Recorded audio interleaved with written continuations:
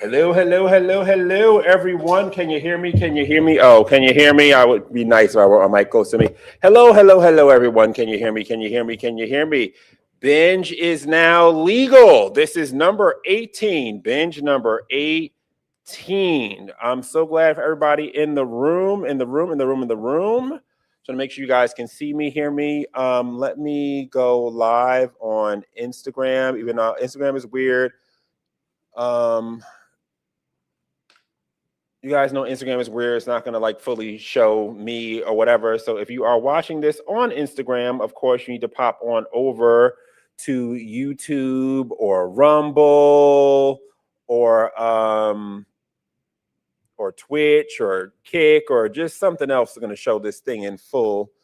But yes, we are now live on everything. Let me just make sure the stream is okay on Rumble. Yes, it is. And we're showing visuals. Okay, well, that's good, I guess. Let's get rid of this, whatever window this is.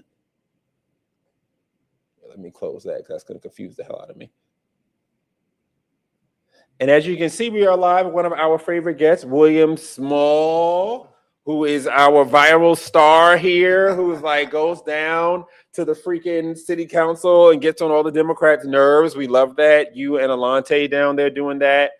You and John, I'm down there, doing that, getting on their nerves. How's all that been lately? Have you been, when's your last time you've been down there? What have you guys been talking about? Have they kicked you out lately? They kicked you out last time. Yeah, no, we haven't been down in a few weeks. We go back again in September. That's when city council comes back in session. So they were on vacation, I guess, like the house or whatever. Exactly. Doing a whole bunch of nothing. Except theirs is longer, yeah. Oh, yeah, because they do a whole bunch of fucking right taxpayer money. And, oh, yeah, we're on vacation. Yeah, okay. To do like what exactly? 3-month vacation. 3 months? Their vacation's 3 months? Yeah.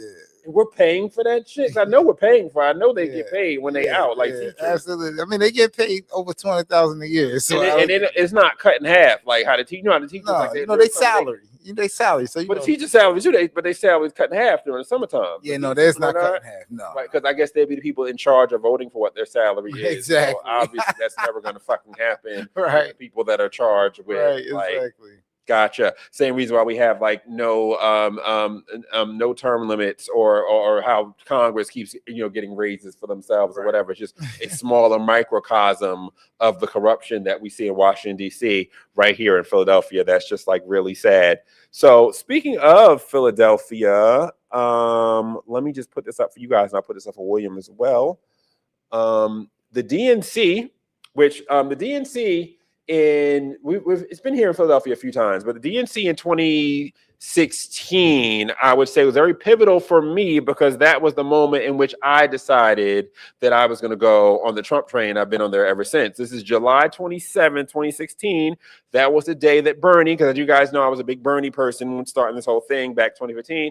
That's the day that Bernie, even after WikiLeaks, even after it's been exposed that Hillary cheated him, he still gave into the Democrat Party. He allegedly happened to get a third home around that time. We don't know where that home came from, but it's just funny how he got a third house, socialist with 3 homes. But you're supposed to be sharing, Bernie.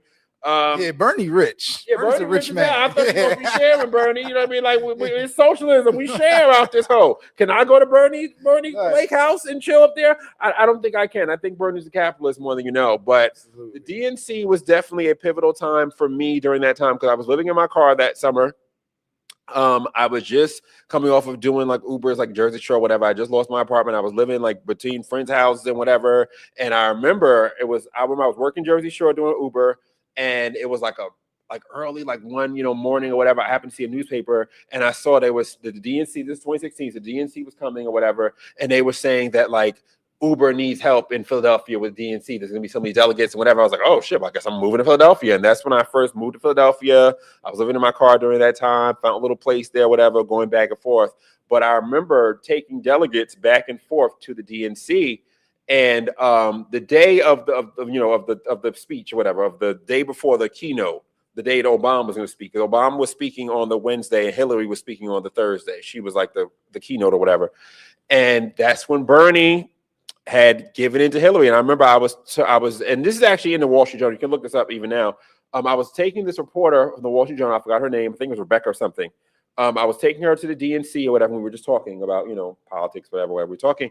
And she was like, how do I feel about politics? And I was like, I'm a Bernie person. I'm big on, I'm feeling the burn, whole nine, Bernie bro. But I said, if Bernie succumbs to Hillary, I was like, I'm going for Trump. Like that's pretty much it. Like, I'm not voting for Hillary. There was no way in the world at that point, knowing all I knew about Hillary, I was voting for Hillary.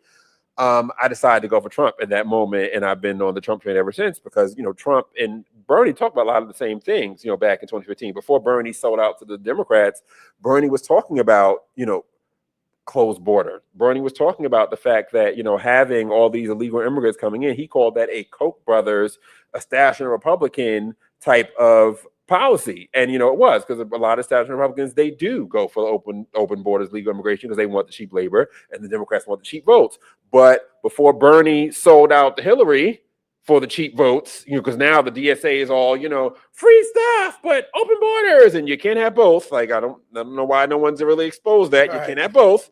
Bernie was more so for the American people. So Trump's whole thing was not too far off from that, closing the border, doing something about this trade, putting America first. So to me, it was a very easy jump. And a lot of people made that Bernie bro to Trump pipeline. That was like a big thing. And I was definitely a part of that pipeline. Even to now, there's still people I'm finding that are on the Trump train. Like, I came through Bernie as well before we realized that Bernie was like a fucking fraud. But anyway, the DNC is starting a fight now between Atlanta and Philadelphia. So let me just show you guys this. I'll put this up for William too. This is a post from the city of Philadelphia, the official city of Philadelphia Instagram. This was like yesterday or the day before yesterday. Let me put this up for the screen so William can see. Okay, so here it says, Philadelphia is named as one of the 3 finalists to host the 2028 Democrat National Convention.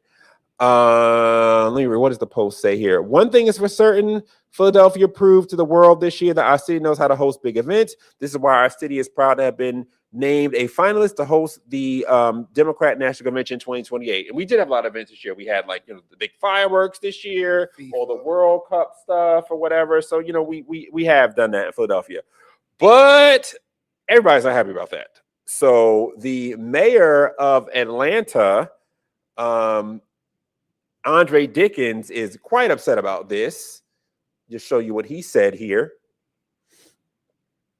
Talking about the DNC not picking not picking Atlanta for their for the convention. So he says here, they are afraid to leave their comfort zone and blind to the fact that the South is the answer. They are abandoning Atlanta, abandoning the South, and once again abandoning Black voters.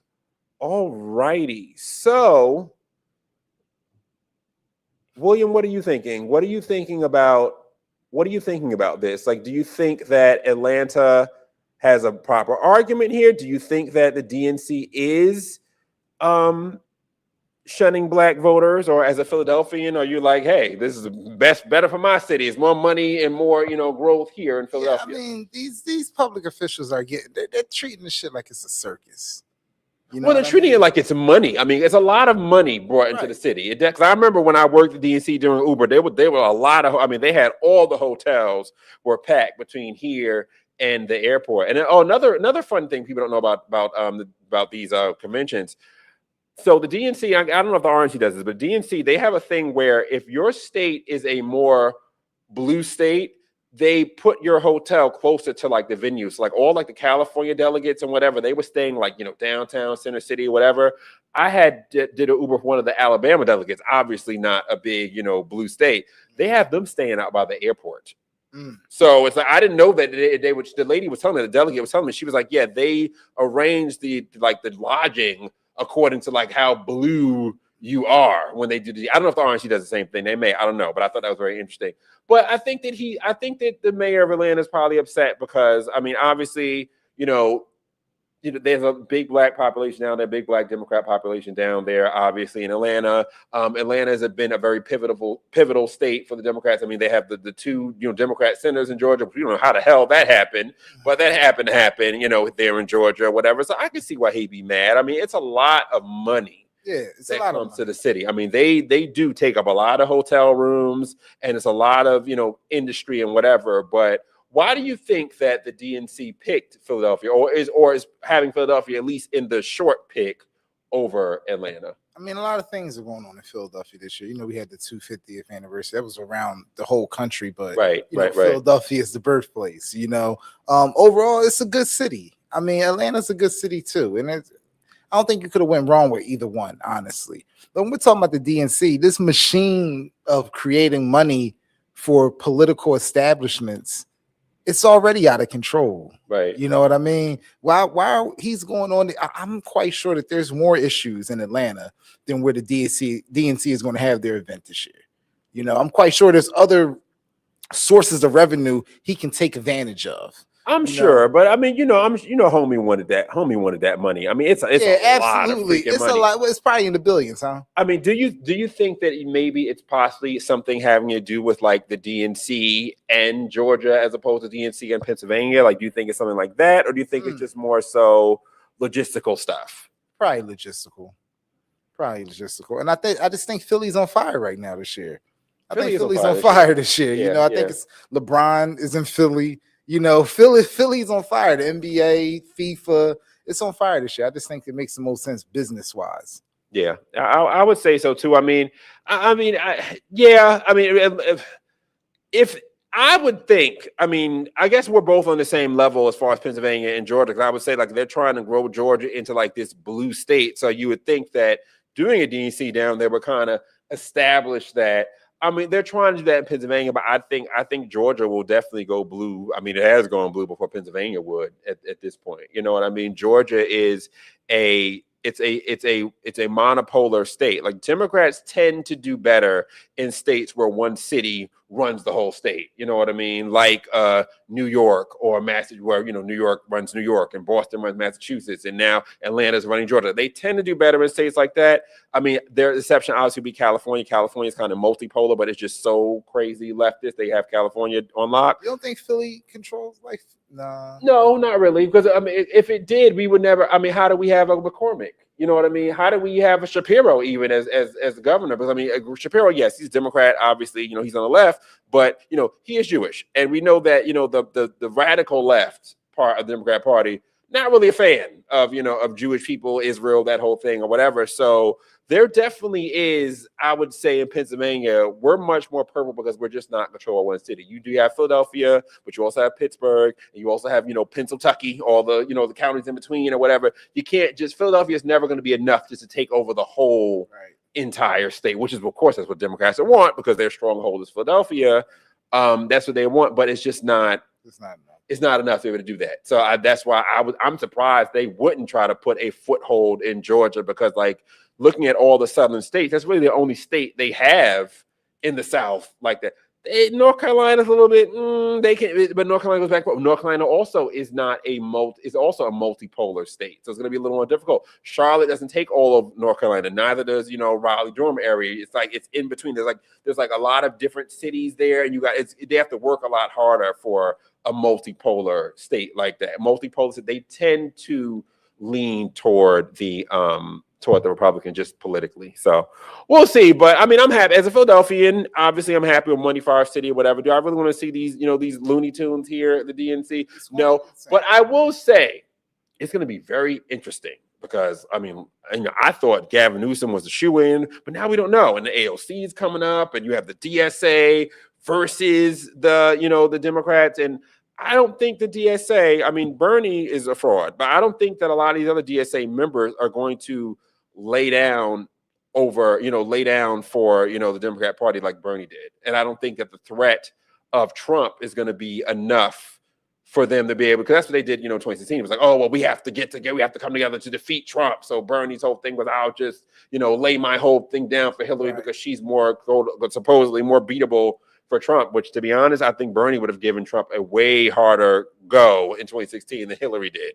But, that's what they're going to say. But 2028, Trump's not on that ballot, so they won't be able to say that. So I think that the DNC, kind of happy to have it here because I want to have front row tickets to that fight. That's going to be a knockdown, drag out fight. There may be all, I mean, that DNC may erupt into God only knows what dealing with DSA people. So speaking of people not necessarily loving Trump, so there's been a before we get to that, let me talk a little bit about Byron Donalds. Let me get to Byron Donalds really quick. So I want to congratulate Byron Donalds. Byron Donalds, he won. Like, I know that guy, he would. Oh, right. Byron Donalds, he won his primary in Florida, which, I mean, we all knew that he would. Let's just put him up on the screen here. I mean, we all knew he would. He had James Fishback there, but was Fishback really gonna really? So that's Byron Donalds there. That's actually me and Byron Donalds. Byron Donalds came here to Philadelphia in 2024 to campaign for Trump, and that's me and him. It was a barbershop event in North Philly or whatever. He was a really nice guy. And if you see from the picture, let me just add it back again for you guys. He's pretty tall because I'm like 6'1", so he's pretty tall. He's got to be like 6'4". He doesn't look that tall like in pictures and on TV or whatever, but he's a pretty tall guy. He's a pretty big guy in person, but he was really cool. Very nice guy to meet. Now, I mean, I don't necessarily love his support of the war and things of that nature, but I mean, that's just about anybody who's cool with the administration at this point. But, I was low-key rooting for him to win. I knew he would. So, I mean, I'm glad that he is. What's funny, though, is that, like, you have all the people that call me, he's a Sambo, he's a coon, and da-da-da. And, all those racist whites in Florida. Well, the racist whites in Florida, that's their nominee. This is the guy they voted for. So, I mean, what are they going to do with that narrative when he actually wins? And I do believe that he's actually going to win.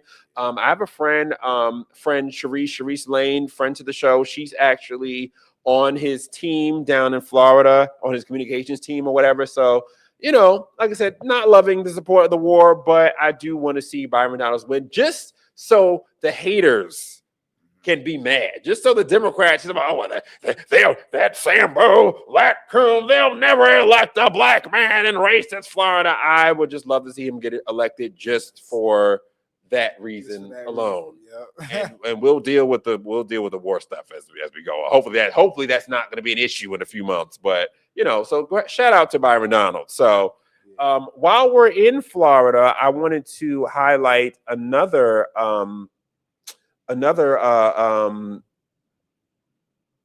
primary win down there, which should be very interesting. So there's this lady, Angie Nixon, no relation to Richard Nixon. Oh, yeah, obviously. That's the lady that was yelling all on the floor. This is against the Constitution. I'm sure they tend to yell a lot. So she was running against, this is what I was saying about Trump hate not being enough, going back to the Bernie conversation. She was running against this guy, Vindeman. This guy, was it Anthony Vindeman? Oh, Alex Vindeman. See, I don't know the guy's name. Alex Vindeman, who was a major player in the Trump impeachment. He was, I know he was like, I believe he testified in the whole thing with like the Trump versus the whole Ukraine thing and saying that he was working with Russia and that whole thing. So Alex Vindeman has been like a huge, enemy of Trump. So this girl, Angie Nixon, black woman or whatever, she runs against him, DSA aligned, she runs to him, comes to him from the left, and she actually wins, which is surprising because most people would think this Vindman guy has this big name and he's this big Trump hater that he would win, and he's been in national conversation for, maybe like 5 or 6 years now, but she actually beat him. So the cool thing about that is that she's so far left, there's no way in hell she's going to win a statewide seat in red ass Florida. That's not happening. But we can enjoy her clips along the way. So I have 3 clips of her for us to enjoy right here. Let me pull these on up. Good old Angie. Angie, we thank you so much for your service, Angie. You are what is going to help us keep that seat in Florida. Apparently a state rep. What is she? I believe she's a Florida state rep right now. I believe she's a state rep. All right, let me put this up for you. You can take a look at Angie Nixon. Obviously, no relation to Richard.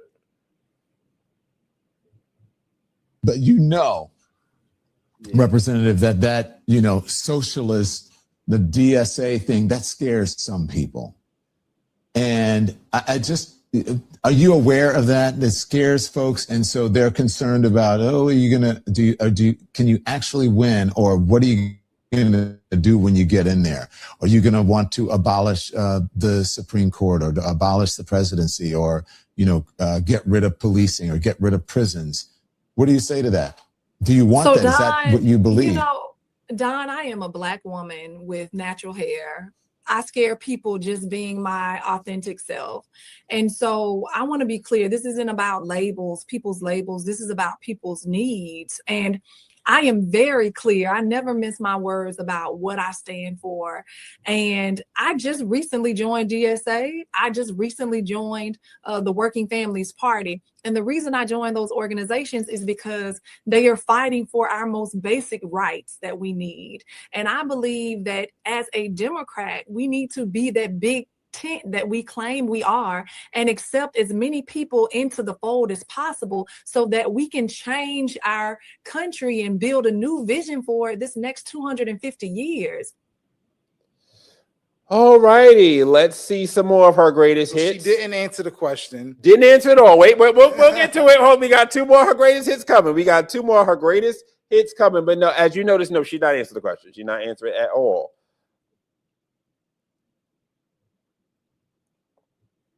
Here's her on Drag Queens. Like, there's no sexualization at a drag show. It's just people dressing up and singing and performing. I've taken my children to drag shows, and it's fun. It's entertainment. It's wholesome entertainment, and it's nothing wrong. It's just look at that like jigaboo. She's shaking her head with it. And we have another her greatest hits. Not jigaboo. Okay, wait. We have another of her greatest hits here. Yeah, totally. Yeah, totally. All right, let's take a look at her third video here. And folks often say, like, oh, are you going to be able to work across the aisle with the Republicans? They are not trying to work across the aisle. They're literally trying to kill us. And they are doing it on camera. Yeah. And not being held accountable.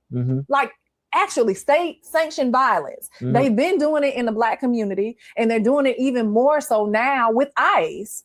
ICE is now a weaponized paramilitary force that is designed to terrorize us. Woo! There is so much to take apart there. So, as a Black man with natural hair that, that I'm not scared of, I'm Republican, I'm not scared of you. Please tell me, what are your thoughts on Angie Nixon and how she's going to sweep and upset and win Florida? I hope Florida don't vote this idiot in. I mean, oh God. She said that she took her children to drag shows and had the nerve to set her camera up, record herself saying this stupid stuff, this buffoonery. Angie Nixon is a buffoon. I'm somebody with children. I will never take my children to watch men parade around in dresses and wigs. If I want my children to watch men in makeup and wigs, I'll take them to the circus. I'm not going to take them to a drag show. Like that's insane. Someone needs to call Child Protective Services on Angie Nixon. Check her hard drive. Yeah, check her hard drive. And it sounds like somebody's paying her. Somebody is paying her. Probably George Soros or somebody, allegedly. Yeah, because her coming on there and saying she's just with the working party. She just got with the working party's family. She's aligned with DSA. Then she follows it up. I'm a Black woman with natural curly hair. No one cares about that. What we care about is why you and your bosses want to abolish our Senate, radically change our presidency, change our Supreme Court, abolish prisons, defund the Pentagon. This is what we want to know. Why does a Black woman with natural hair selling out her own country and think she's going to get voted in? So as a Black man with natural hair, you're not concerned for the plight of Black people with natural hair? Absolutely. I'm concerned for everybody. I mean, if this idiot gets in. I'm a Black man who's losing my hair. I wish I had more of it. As you can see, it's getting a little thin right up and around here. I wish I had more hair as a Black man losing his hair. I'm not concerned. But yeah, this lady is nuts. And one thing I noticed about her is that she always does this like us thing, like, oh, ICE and us. There's no us or us. Yeah. ICE is not looking for us. I'm a citizen. Yeah. ICE is looking for them illegal motherfuckers. ICE ain't looking for me. ICE is looking for them. ICE is looking for us. They always do this us shit. Us, our community. They killing us. Ain't nobody killed us. I know a lot of black men and a lot of black women. ICE ain't never get ICE ain't never come for them. And the only reason why ICE end up killing the pretty guy and the other lady or whatever, because they jumped up in ICE business, mind the business they have no business in. Like for people who don't understand this, ICE is a law enforcement agency. If they're illegals, right, if they're conducting an arrest or a detainment, do not get yourself involved in their business because you may be shot. They carry firearms. And mind you, the people that were shot or whatever, they were all white. So you can't say it's racism. You can't say that. They were white. So when white people jump in front of the police, they get shot too. So how about not jumping in front of the police? But you see what she does though. It's always like this thing goes us, and there's always this mix. And even with the, as you said, the first video clip, they didn't answer any questions as far as like what she actually supports as far as the DSA is concerned. They just want to, again, it's Nancy Pelosi politics. We'll get elected and we'll read what's in it after the fact. She just want to get elected. She's going to say whatever she has to say, whatever she has to do, whatever string she has to like string to say, well, I'm not totally freaking crazy. I'm just a little crazy. No, ma'am, you're nuts. Yeah, no, you're insane. But what I love about this is that this is Florida. This is state. The thing is that with Florida, I don't know what the Florida Democrats are thinking about. Like, you know what state you're in. You know, Donald Trump lives in your state. Did you really think that this crazy chick was going to win statewide? Seriously? Yeah. Like, yeah.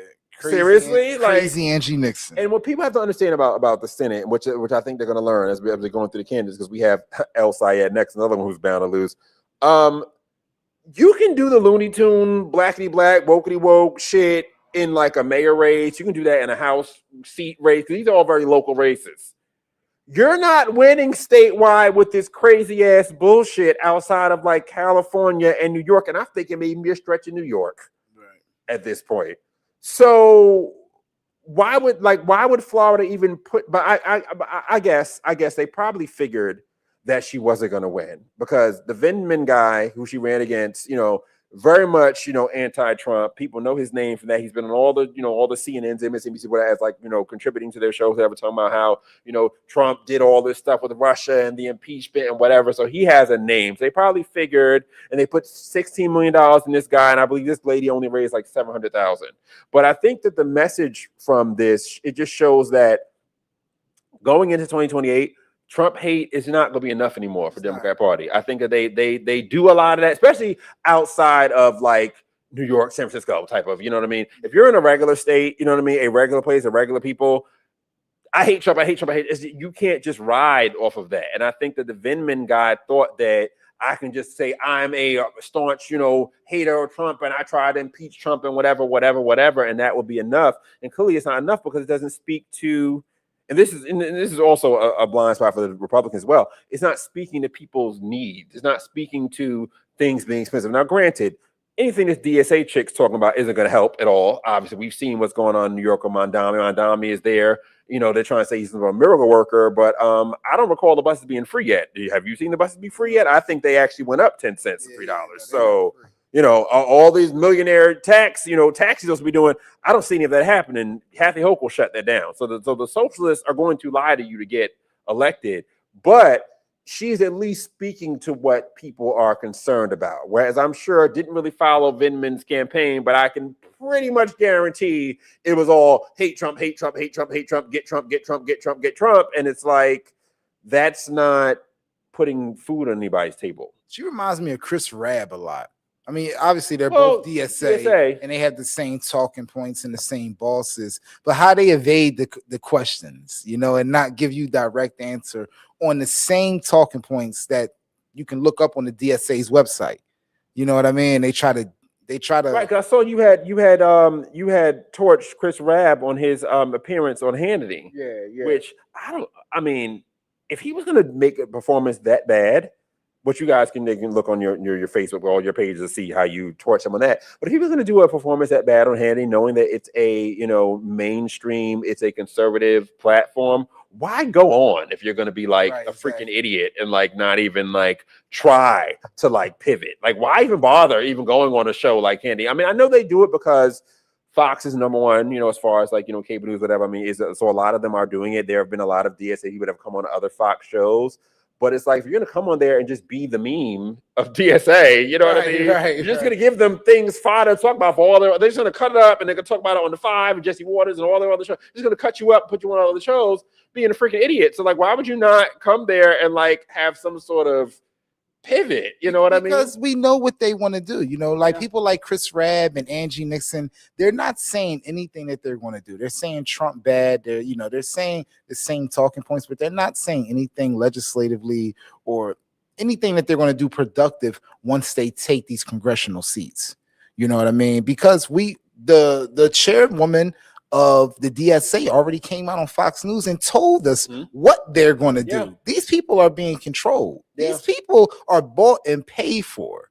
All these socials. I mean, and they're tearing the Democrat Party apart. Oh yeah, absolutely. I mean, they are tearing it apart. I mean, I will say it's reminiscent to how Trump was, how Trump came into the Republican Party. Yeah, but I would say that at least Trump wanted to be a Republican and take the Republican Party to a different direction or just kind of like tweak some things. The DSA wants to destroy the Democrat Party. They want to literally just destroy the whole entire, I mean, they want to destroy America. They want to get rid of the Senate. So, I mean, they want to destroy, they want to destroy everything. I mean, the DSA is not coming in trying to like work with anybody. That's why when you look at like Chuck Schumer and these other people that are trying to, or even like Kamala Harris and even, you know, another cuck like Gavin Newsom, they're sitting here and watching this party just take over their party, and they're too scared and they're too chicken shit to say or do anything against it. There have been a few Democrats, but for the most part, any of these Democrats that are like running for things, they've all been very like, well, it's a big tent. And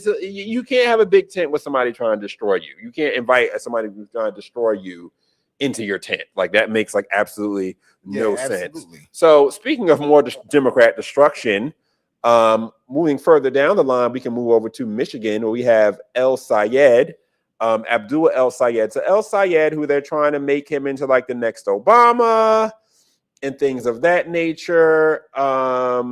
He's got a problem. He's got a black problem. Blacks not really supporting him. Like, as black people don't tend to go for the socialism or the you know, far left policies, because black people we are a people of common sense at the end of the day, and you can't, you know, piss on our leg and tell us it's raining. I mean, unless you're like Obama or one of like the black Democrats, then yeah, they can totally tell us all kinds of lies. But as far as you, El Sayed, you're not going to come in with your, you know, well, he's African. Well, we'll talk about that. Your African Egyptian self, your Arab self, and tell us all this crap and think we're just going to believe it. So that's the problem that he's having. So let's take a look at some of his clips. I have 3 clips of his. Let me put these up on the screen for you, William. We'll look at some of his greatest hits.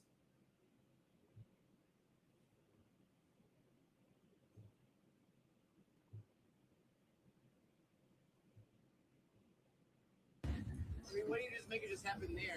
The guy saying you're an Arab, you don't care about black folks. You know, I hate to say this, but asking about the black vote in Michigan. From older black folks and people like this, some of Denzel's colleagues tell me that they're uncommitted for you.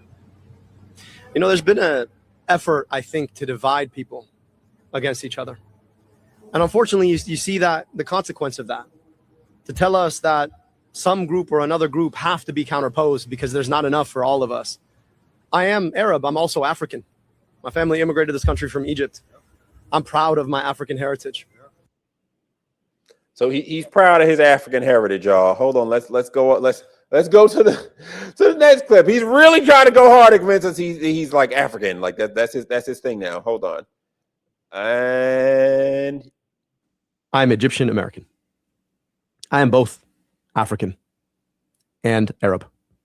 That's what North Africa is. And there's more. Yeah, I saw this one. You got to read Dr. Martin Luther King. You got to read the stuff that he actually wrote. Yeah. Malcolm X.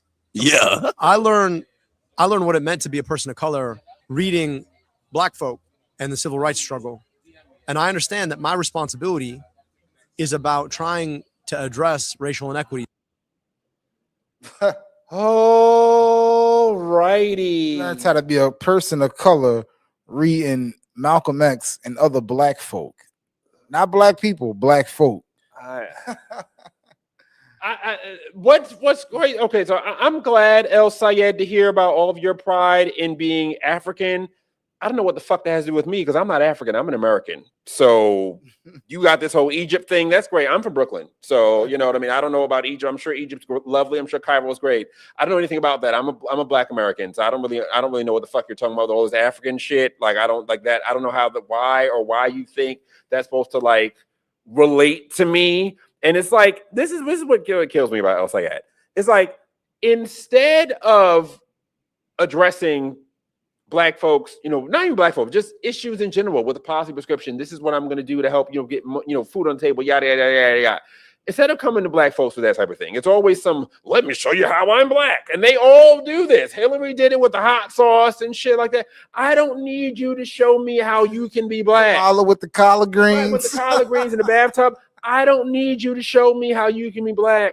That's not something that moves my vote one another. I voted for Donald Trump not because Donald Trump is trying to be black. Donald Trump is very much white, and that's fine. Donald Trump wants to close the effing border and get rid of these illegals. That's why I voted for him. Right. Donald Trump wants to cut taxes.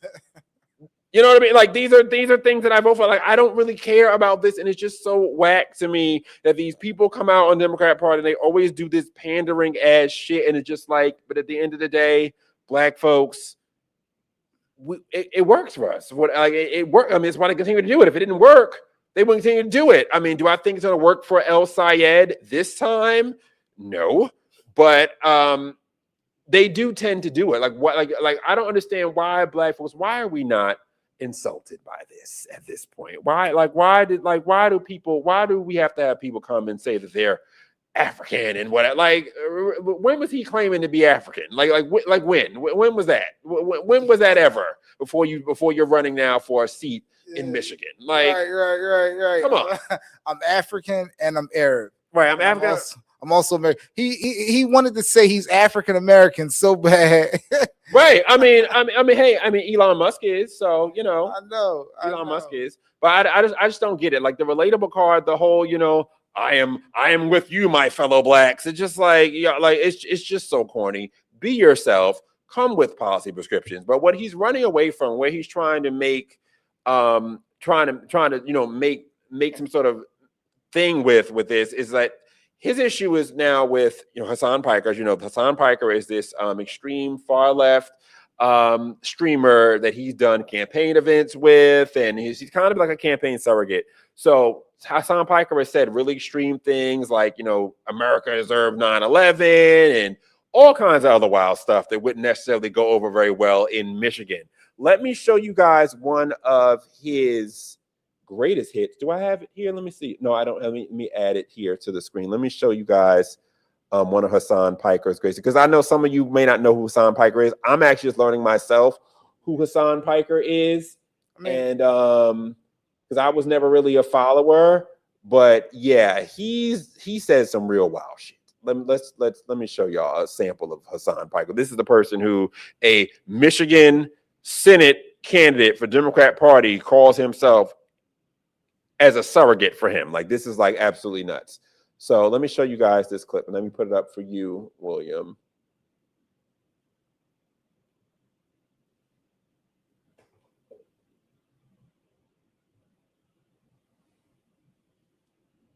So this is Hassan Piker, okay? Let's take a look at El Sayed's friend he's been campaigning out here with. It's unconstitutional. Man, you can fuck and suck me from the back, okay? I fuck the Constitution. I wipe my ass with the Constitution. It's a fucking piece of paper, dude. Shut the fuck up. Motherfuck the Constitution and motherfuck this country, okay? You stupid bitch. Alrighty, so yeah, that's gonna go over. I mean, I can already see Mike Rogers' campaign commercials. I mean, that's gonna go over very well with the people of Michigan. So, like, William, what say you about El Sayed and his, his attempt at blackness? Yeah, do you feel it? Are you convinced of his blackness? No, I'm not convinced of his blackness at all. I see El Sayed as a fraud. Me and you spoke about this dozens of times. I don't understand why we are not changing our laws to stop these people from coming to our country and running for I public believe office. El Sayed may have been born here. I believe he may have been. Oh, he's born here? I believe he was born here. I think his parents weren't, but I believe he was born here. Double check that. I should have checked that, but I believe he was born here. But what he is going to do is he's definitely going to make things a lot easier for his Republican candidate, his Republican challenger, Mike Rogers, who I spoke about briefly. So he was born here? Okay, so he was born here. Who Mike Rogers, I spoke about briefly. I mean, some people are saying that you need to have 2 generations here. Yeah, I mean, but are we surprised that anything? Are we surprised that an Arab is being endorsed by somebody who's actively calling for the destruction of our country, who's saying we deserve 9/11? I mean, I'm not surprised that an Arab, who's someone who's identifying as Arab, he's a part of their whole agenda. Come here, cop a squat, have the baby, and let them run for public office and try to take over our country that way. I mean, some people are saying that there should be 2 generations before they're allowed to run. I'm with it. Yeah, you know, I'm with it. I don't believe nobody who was not born here should run for anything in this country. I don't care whether it's city council. I don't give a damn. To me, 2 generations, I'm with 2 generations. I can do 2 generations. I'm with it. I'm multiple, countless generations in. So right. Whatever. I'm with the 2 generations. I'm with it. I have no problem with that whatsoever. These people have a plan, and their plan is in full effect right now. I'm with that 2 generations. Let's do it. And what's crazy about this is that Hassan Piker and all of his craziness being involved with El Sayed has made a real opening for many Democrats who are actually now parting with El Sayed, and they are going for Mike Rogers. So like Democrats for Mike Rogers is a total thing. You know, you always hear that in these campaigns, like they're people breaking with the other person. You kind of hear that. It's like, yeah, okay, yeah, whatever. You know what I mean? But in Michigan, this is like a whole entire thing. So let me show you guys this video clip of Mike Rogers at this rally for Democrats for Mike Rogers. This is Mike Rogers being the challenger to El Sayed on the Republican side.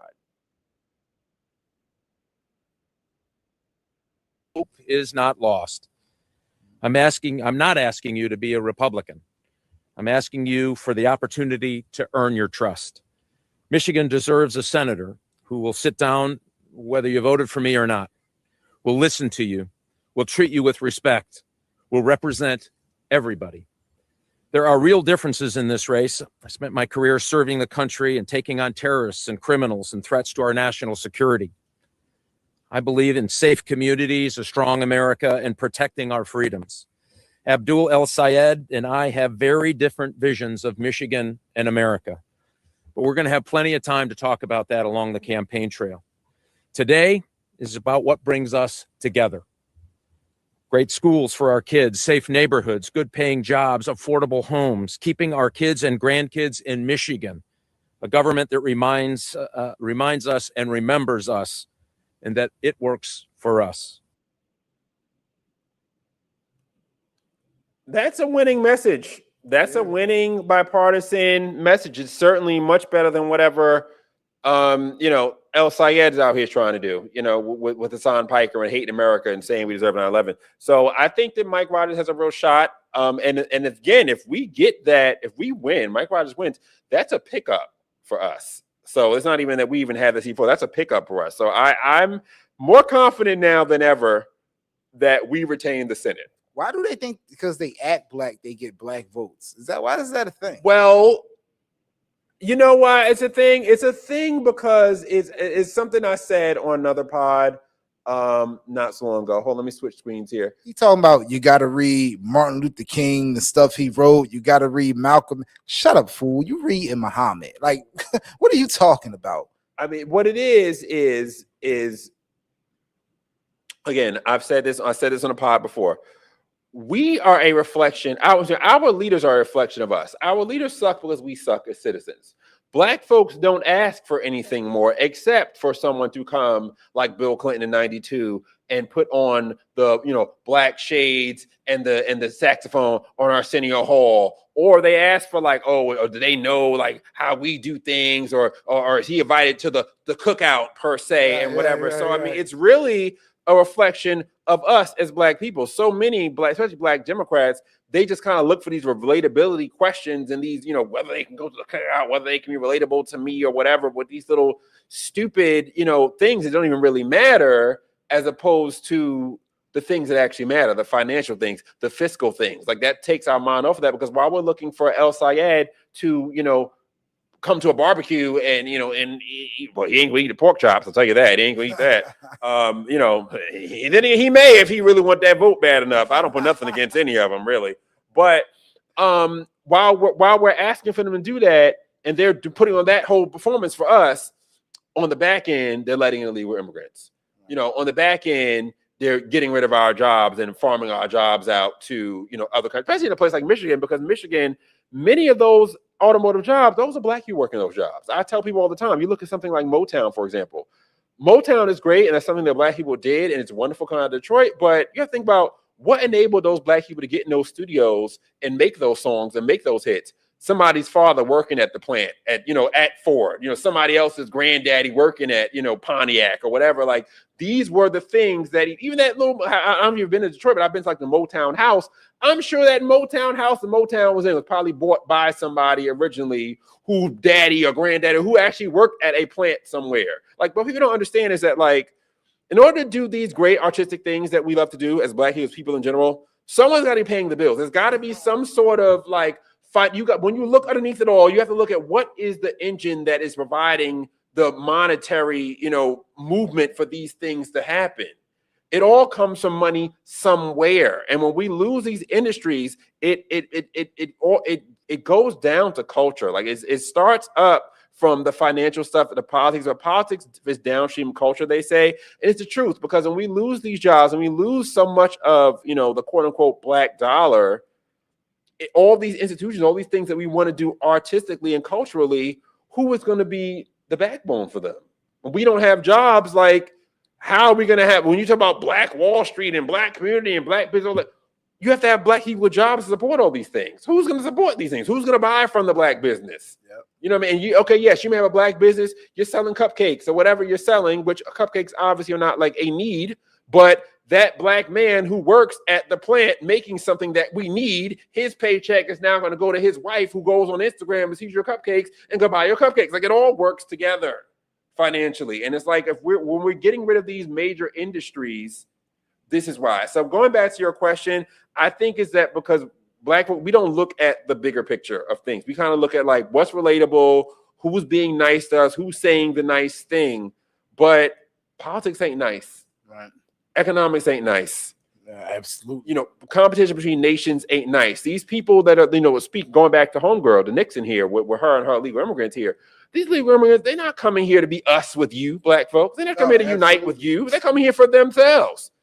And if you're dumb enough to let them use your platform, to use your story, the black story or whatever, to get over, they will get over. And when they do, they're gonna look out for you. Hell fucking no.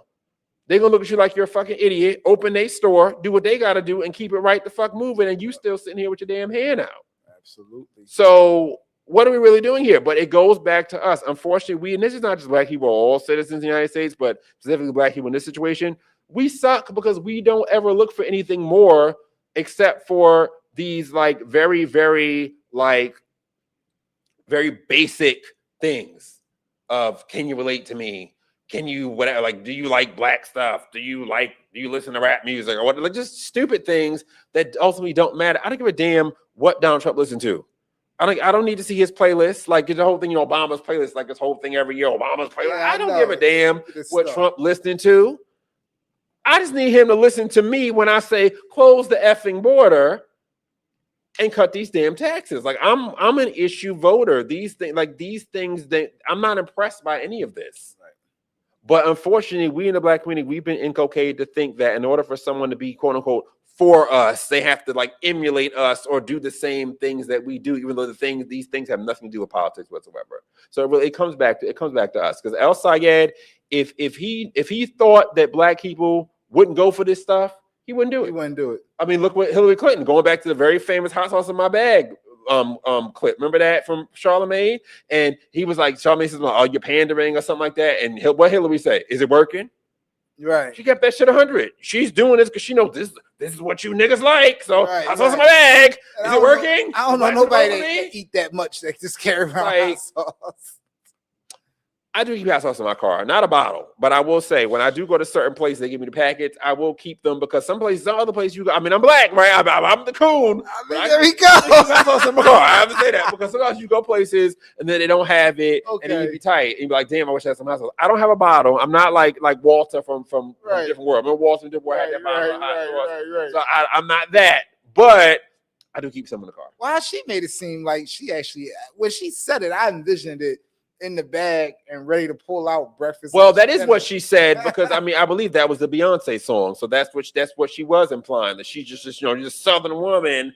I'm this Southern woman with my hot sauce, because she was the first lady of Arkansas, and nobody ever wants to talk about how Bill Clinton took that slave pic with all of the you ever seen that picture of Bill Clinton with all the guys in the jail behind him? And they were doing work for him, and they had remember that movie Life back in the day? Yeah. The Martin Lawrence and they had the old school chain gang, black and white jail uniforms, and Bill Clinton standing there with them all behind him because they all used to work for him and do work for him on the lawn of the Arkansas State House. Right.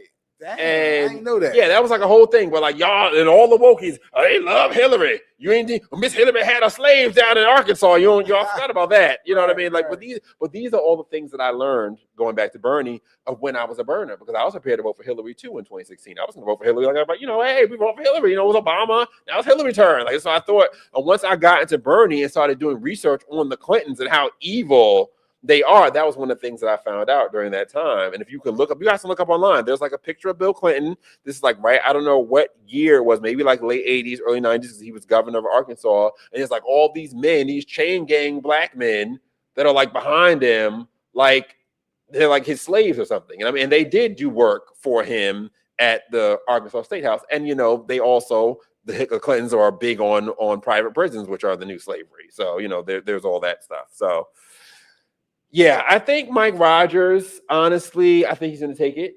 I really don't see El Sayed. He's already, like I said, he's already struggling with black people. And I believe even, who's emperor of the blacks, one of the emperors of the blacks, what's his name, from South Carolina, the kingmaker who made Biden's presidency possible, James Clyburn had supported the other candidate and not El Sayed. So they're trying to pull this thing. I just don't see it. And I think also, let's just be honest, a lot of people, I don't have an issue with Muslim Americans or whatever, but a lot of people are having issues with Dearborn, Dearborn, Michigan, which is a city right outside of Detroit, and Hamtramck, these other cities outside of Detroit where it's becoming like mostly Muslim. They're doing the call to prayer. They're doing all this. And it's like for a lot of people, they're not feeling it. And I heard the police chief up there is Muslim too, and he's doing the police chiefs are Muslim. They're they're doing it's a normal thing that they always do. And the thing, I don't want to make it sound where it's Muslims are bad, but we're looking at what's going on in Europe.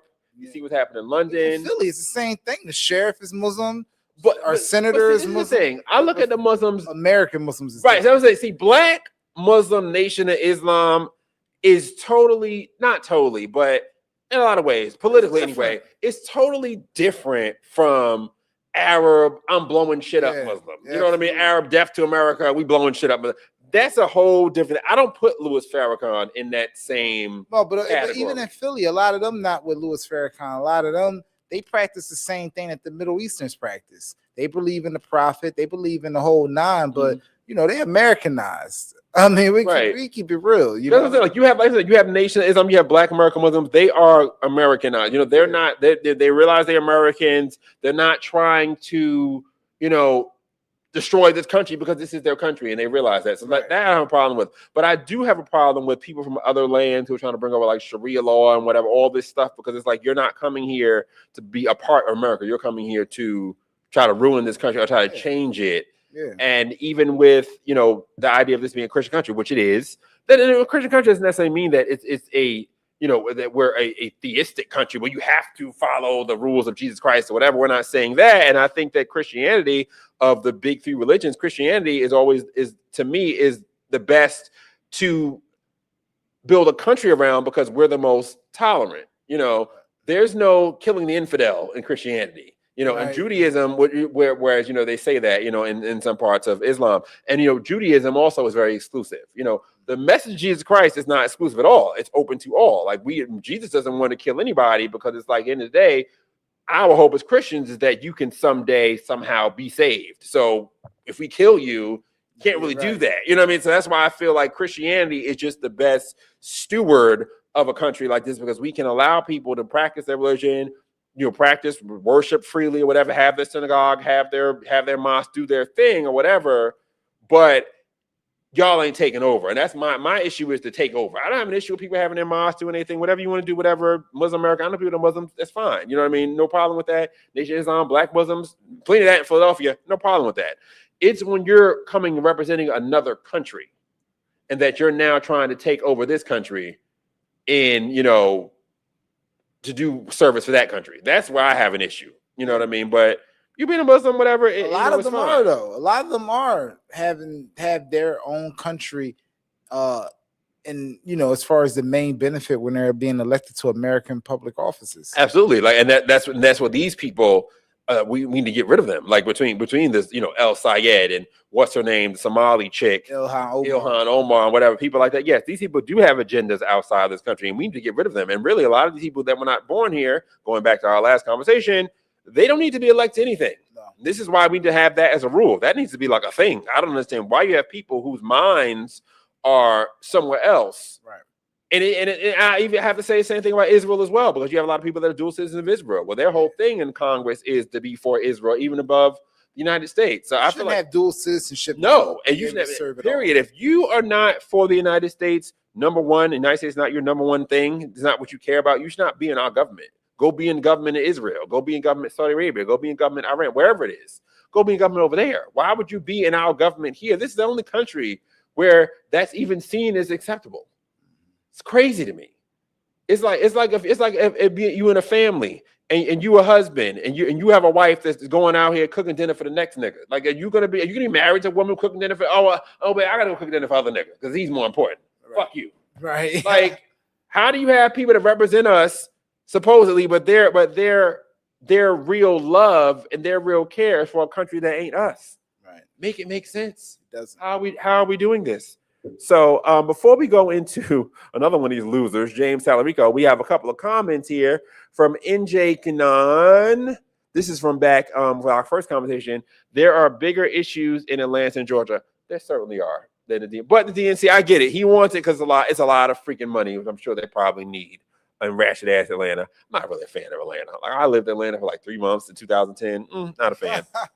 I mean, you know, it's all right, but I ain't a fan. Philly's way better. Sorry. Somebody, I saw a thread. Somebody was talking about Philadelphia ain't nothing compared to Atlanta, and it was just like, are you kidding me? First of all, we're much bigger than Atlanta. We're like 3 times the population of Atlanta. First of all, that must have been somebody that left Philly and went to Atlanta. Or I don't know what it is, but like there's ill. First of all, ill. Atlanta, like let me not get. I know a lot of people from Atlanta watch. I don't want to get y'all mad. I'm not a fan of y'all city. Atlanta's a wicked place. I am not a fan of y'all city at all. I'm good. I'm good. So let's move to another one of these losers here. And that's none other than James Talarico. So James Talarico is having the same problem that El Sayed is having. He's having a black problem. Well, of course, there was the fact that he beat out, the queen of the blacks, Jasmine Crockett. So I'm sure that didn't go over well. So there's that. He beat out Jasmine Crockett, who ran a whole campaign on blackity black hate Trump, and beat her out. So she's actually made some recent comments about Talarico, which are kind of damning and don't really do well for his campaign coming up. So we're going to take a look at those. Let's see. So yeah, Jasmine Crockett, she went on a podcast and she's had a few things to say about Talarico, which don't look very well with Talarico's chances. So let's see what Jasmine had to say. My mind, the best way that I can help the people of Texas is if I go in and I help out on these down ballot races, because typically people rely on the top of the ticket to drag people in. That's the marquee race. That's how you get people to come out. I personally don't feel like the excitement necessarily exists within the Black community, right now. Like I don't feel like they're excited, right? But I do have some amazing Black candidates that are running for office in some of the largest counties. So if I can introduce Black folk to them, that may excite them and get them to the polls. So I'm working backwards. So Talarico need to call her because she's already saying the Blacks are not excited. And if she makes a campaign out of bashing Talarico, just in case she just says, goes fully scorched earth and just says, F the Democrats, they F me, so F them, he's fucked. So if I were you, Talarico, I'd be calling Jazzy like, hey girl, you want to come to, you want to do a little event? I mean, you something, think she got throw that a little bag? You think she got that pull down there like that? With Black women, absolutely. Yeah. Absolutely. I would say with Black women and with really, really super liberal white women, but I would say definitely with Black women, absolutely. Because I mean, yeah, there will be some, vote blue no matter who people. Well, he's the Democrat, we're gonna vote for him, whatever. But I think that if she felt or she expressed that she was wronged enough, because he beat her, he did beat her. Yeah. But I feel like if she expressed that she was wronged enough, it would definitely take some votes away from him. Could definitely. This be like a little sore loser move by her? Yeah. Yeah, I'm sure. Yeah, I'm sure. But he doesn't help himself much either, because he did an appearance on the Breakfast Club, which obviously is where everybody goes. Let me find his clip here. Where did I put the Talarico clip? Okay, yeah. Where everybody goes, of course, every Democrat especially goes. He was asked about the whole Carmelo Anthony thing, and he really didn't do himself any favors. He didn't do himself any favors there on that. Hold on, we have some before we get into that. We have some more comments. We have our homie Fa Brown, friend to the show. He says, "What's up, my brothers? Looking sharp. Thank you so much, Fa. We thank you for watching." And he has one other comment here. She's still party mate. She's supposed to help him, not hate on him. Emotions can't run your campaign. Will is correct. This is just a hater, sour loser move by her. Yeah, I definitely think it is. It's definitely a hateration of her. She wants to flex the power that she has, of course, with Black women in the party. And I mean, she does. I mean, because I would say if she went out and said, we're not supporting Talarico, it would definitely hurt him. So I think that's what I'm saying. But for whatever this is that she got going on, he needs to give Homegirl a call and smooth this out quick if he's trying to. Now, obviously, I'm not trying to give Talarico good advice here, because I mean, I want him to lose. And I think he still is. But I'm just saying, Talarico, you might need to smooth things out with Homegirl. So he went on the Breakfast Club. Let me just put this clip up for you. We lost connection to screen. Oh Lord. Okay, I have to put a clip up here on its own, because we have a technical issue here with StreamYard. StreamYard is so ghetto. Anyway, all right, so we'll put this up. All right, so Jasmine Crockett, so Talarico went on the Breakfast Club. Hold on, other video. He went on the Breakfast Club, and let's see what he had to say. Where the hell did this? Oh, here it is. Texas, we see what happened with Carmelo Anthony, and you said it was a tragedy. Yeah. What did you mean by that? Well, I've done a lot of work in the State House on justice reform, and right now we've got a system that doesn't serve all Americans equally, and we know that Black Texans have not gotten the justice they deserve in many cases. And I'm not an expert on this particular case, but I know that there were no Black members of the jury, and to me, that's the only evidence you need to really prove that this system is not working for Black Texans.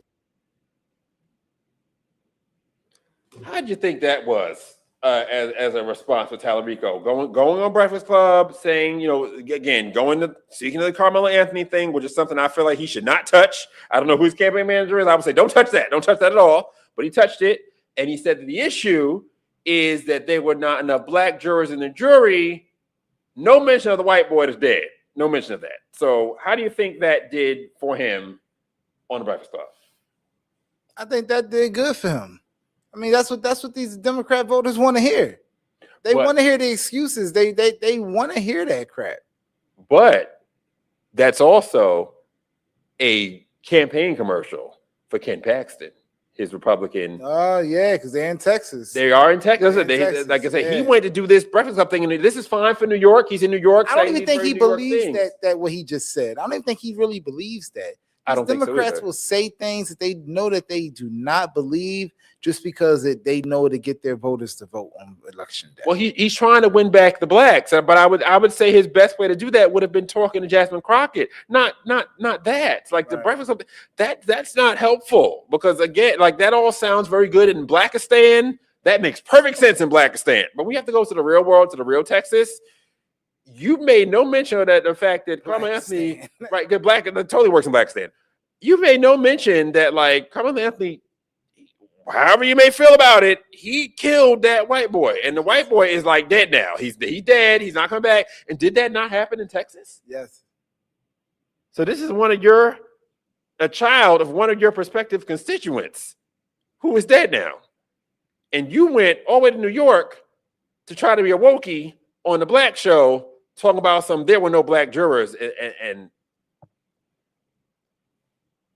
that don't look good, Talarico. No. That don't look good at all for you trying to run in Texas. He is floundering. I think this is yet another seat that we're going to keep. I don't see us losing this one at all. I really don't. I don't think Ken Paxton has much at all to worry about there. So we've gotten through all of our DSA people. I thank God for DSA. I think DSA is great. I think DSA should keep moving. DSA, I want to see you put out more candidates because you guys are amazing for the Republican Party. It's funny because I was arguing with Lucas the Abstract, maybe that was like episode like 8 or 9 or whatever. And I was saying that I thought that if it were Gavin Newsom against Vance or Rubio, that Gavin Newsom would win. And he was like, no, the left is crazy. The far left, whatever. And I was like, no, with Trump, with this whole war thing, it's definitely going to be a weak spot for us. We got to watch that. We can't just rest our laurels on the left being crazy. But I got to say, I don't think we should rest our laurels on the left being crazy. I still am on that. But I gotta agree with Lucas on the fact that the left is like truly, truly nuts. I didn't think they weren't this nuts 4 months ago, but they're getting more and more nuts. And thankfully, I think it's gonna be helpful covering for us with the folly that this whole war thing was. I think them being so crazy kind of gives Trump and Republicans a little bit of cover that we did not have before over the war thing. I was very concerned about the war thing because I'm like, okay, this war thing's not looking good. It's very unpopular. I don't want the voters to punish the whole Republican Party over this war that nobody asked for, that Trump decided to go into. But looking how crazy these people are. The House is still up in the air, but I'm thinking we're going to keep the Senate, and we may even get a pickup. I think that Chuck Schumer's dreams of becoming, the Senate minority leader, that ain't happening. I think that we're going to keep the Senate. Looking at these crazy nutso people that we have to contend with, and these are people they want to try to move for statewide Senate elections. Like, you can definitely tell Nancy Pelosi is not involved in the Democrats like she used to be. I mean, she's more of a House person, but you can definitely tell. I don't know what Chuck Schumer is doing, but anybody who's supposed to be running the Senate, Chuck Schumer knows good and damn well these people are not going to win the general election. Like, he knows these people cannot win statewide. He's had to go and kind of, lay down on the sword of El Sayed and just kind of pretend like he's like for this man or whatever. But Chuck Schumer's been in the game for a long time. I don't see how any of these people are going to win a general election statewide. So God bless them. God bless DSA. Thank you, DSA, for giving us 3 more seats, or giving us a seat and making sure that we keep 2 other seats, because these people are absolutely, absolutely nuts. We have another comment from Fa. What did Fa say? Fa said, that was the laziest Panda 101 comment he could have made. Literally every blackety black said that same thing. No black jurors complained. Exactly. Right. And the thing is that from what I understand, that there were black jurors that were being considered, but they all were no longer considered because they said they had a bias. So if we're going to be black jurors, we can't go in and saying that we're going to be biased and then expect to get picked and then say, oh, it's racism, but all the blacks who were supposed to be picked were biased. So you have to be unbiased. And just because somebody, and it also speaks to the fact that they think so little of us. Because somebody's black on the jury doesn't mean they're gonna vote for the black guy just because I'm black, you black. Like what? Like I just feel like that just makes so little, especially with a murder. That makes so little of us, of us as black people that we just, well, they black, I'm black, they black, so I guess I'm gonna go for who black. I don't have no mind of my own. I just got to go for who black. Like, what? But it's the soft bigotry of low expectations. Speaking of black people going for our own and hurting our own, there's this story out of LA. And then I saw this on let me add this to the screen for you guys. I saw this on Instagram. Let me open it up for myself. Let's open up big for me and these 43-year-old eyes of 43-year-olding. Where is it? That's not even so much my eyes are bad. Just the screen is always like super duper small. This stuff on my screen. I have a million screens open at the same time. But anyway, okay. So 19. This is from Say Cheese, which is like a aggregate blog or whatever out there on X. All right. So 19-year-old high school football star William Leopard was shot and killed in LA over the hat he was wearing. He was allegedly wearing an Astros hat in Compton. Let me just move this over for you. Which is nuts. I didn't even know that we were still doing the whole killing people over like hats and colors things in LA. But what I want to bring you guys' attention to is one of the comments that was underneath. So underneath this, someone commented, "Yet Zimmerman walks free. Niggas are delusional. CIA got these niggas under jinjitsu unheard of." As much as I don't want to agree with that, I just have to agree with that because I just find it so crazy that, even in 2026, we have, all these black folks, they so hard, they so gangster. Oh, they want to kill me because I'm a coon. I voted for Trump. You want to kill somebody else black because they wore the wrong hat or wore the wrong color or whatever. But all these people that y'all supposedly say are pressure, whether it be, white supremacists, whether it be, George Zimmerman, because George Zimmerman's the guy who shot, for you guys who don't know, who shot Trayvon Martin, back in the day. And there's been always this thing where black folks have this thing, they have a bounty on his head or whatever because he did that, and all these situations. Yet the wokies, the black gangsters, never go after those people, but they kill random 19-year-olds because they had the wrong damn hat on or something. Like what is that? And now that he's been killed, so are the gang members that killed this black boy, are they coons now? Or is it just people that vote for the wrong person? Killing black people don't make you a coon, but if I voted for Trump, I'm a coon. So the people who killed him ain't a coon? Not in a lot of people's minds. Not in a lot of people's minds. You hit it round and make it make sense for me. Because maybe I'm a coon. I'm tripping. I'm cooning. Now right on the head. Right on the head. What is that? Mm-hmm. And it's so much of that we have going on in the black community, and it's like nothing's ever said about it. But y'all will lose y'all effing mind over somebody that. Let's just say it's funny because I was talking to Fi earlier. When Fi had called me earlier, talking about this whole situation with we'll talk about it later show with Stephen A. Smith and them getting the National Association of Black Journalists being mad about him. He's just disparaging the black women. Whatever. So where is the NAACP against the people who shot this black boy? Right. Black boy dead. And Stephen A. Smith said some stuff. Everybody's alive. He's talking about Michelle Obama, Jasmine Crockett, all millionaires, all alive. They're all fine and great. This boy's dead. So where is the outrage from the NAACP and all the wokies always have something to say about Trump? Or where is the outrage over this black boy dead by other black people? And this is why wokies, why when y'all come with all this Black Lives Matter shit, and this is why nobody don't give a fuck at the end of the day. Because it's hypocrisy to a grand level here. Because how can y'all get so upset when a white person does something and a white person, you killed that black person and all this stuff. Nolan Wells, all these things where the white, and mind you, the white people ain't even killed Nolan Wells. So according to y'all, whatever, the white people bad because the black boy is dead. Why are the black people who killed this black boy not bad? Why is there not an outrage against that? There needs to be. Why? And why? Because they always talk shit about January 6th. One thing I would give January 6th, those white folks, and a few black people too, but those white folks were mad at the government. So instead of killing one another, they went to the seat of the government, the United States Capitol, they were mad at, and they pulled up on them. They were mad at Pelosi. They pulled up on that bitch desk. Yep. Got arrested for it, whatever. Hey, but they pulled up on the bitch they were mad at. Their oppressor. So if you say that all these other people are your oppressor, black people, why don't you pull up on them instead of us pulling up on each other, killing one another over stupid things like hats and things of that nature?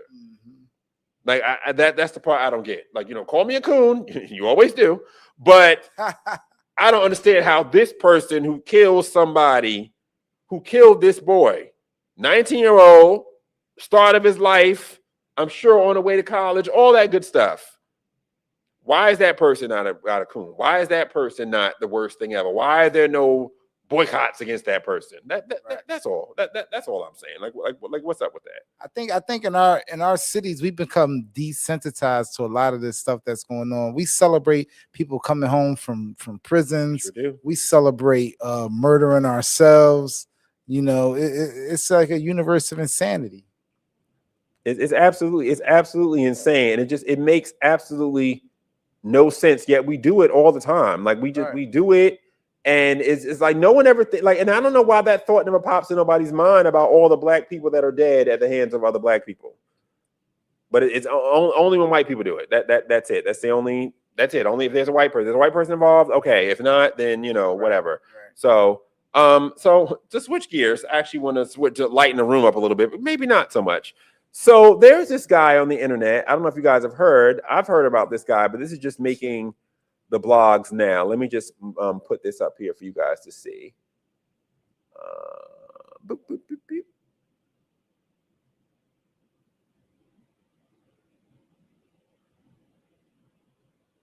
Let's see. Oh, here it is. Okay. So is it up yet for you? Oh, where is it?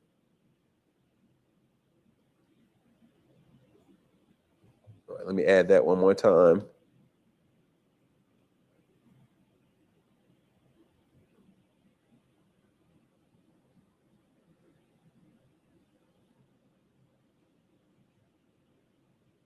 Where? Oh, here it is. Okay. So there's this guy who you may have seen if you're on X. I've seen this guy on X before. There's this guy, Bill Holt. He is Patti LaBelle's nephew.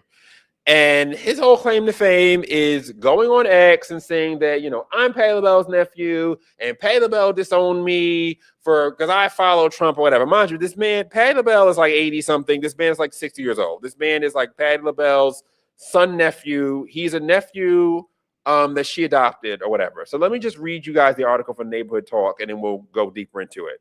So Patti LaBelle's nephew says supporting Trump. Oh, let me move this down from you. So Patti LaBelle's nephew says supporting Trump cost him his relationship with his aunt. He claims he's kicked out of her home after 12 years and has been cut from her circle. He says, my punishment for using my First Amendment right was lifetime banishment. So I'll read you one of his X posts, and he normally posts things like this all the time. So this is him on X. Here's what supporting Trump cost me. My aunt is Patti LaBelle, famous singer and Democrat. Christmas 2019, she had just informed me that I had to move out of her home that I happily shared with her for 12 years. So when I heard her and my family talking about what a threat Trump was, I asked her, why should I be afraid of Trump when you're the one that just made me homeless? Her family instantly attacked me and threw me out of her house. And just last year, she had a problem with me talking about my life with her on this platform.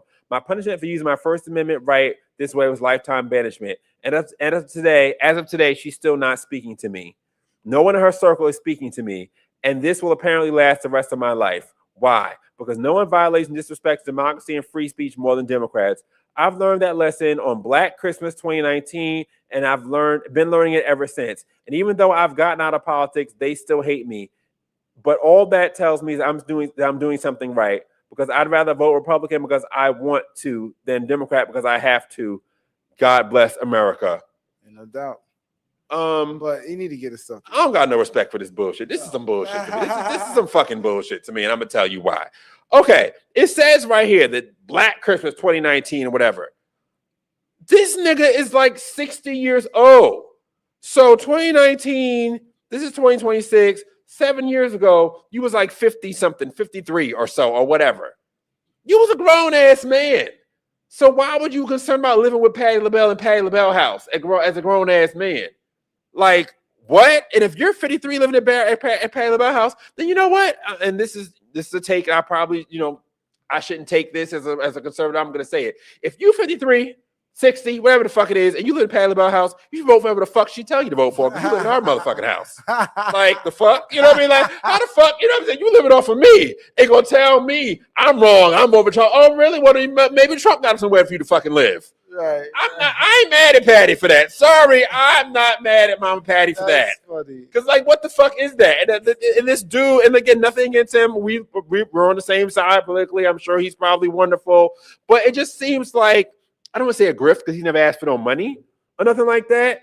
But it's like, are you serious right now? Like, bro, like you're a fucking grown up. You should not have to depend on Patti LaBelle or any of the Bluebells for your, you know what I mean, for your sustenance. Any of the Bluebells. Right, for your sustenance or for a place for you to live. Like, what are you talking about? Like, you're grown. I find this to be totally crazy to me. Like, am I crazy? Like, am I not? Please, like, I'd love to hear what you have to say about this. No, I'm with legend you. Patti LaBelle. I'm with you. He's a senior citizen. I don't even know how he figured out social media, but he got on social media and now he's crying for his aunt's money. It's a mess, man. We don't need that. Like what? And then he's like, oh well, she doesn't like me talking about my life with her. Because all you talk about, and I've seen his posts, you on his Twitter or whatever, all he posts about, every other post is about Patti LaBelle. Well, my aunt Patti LaBelle, my aunt's Patti LaBelle, your aunt ain't even talking to you. Oh, he probably mentally ill.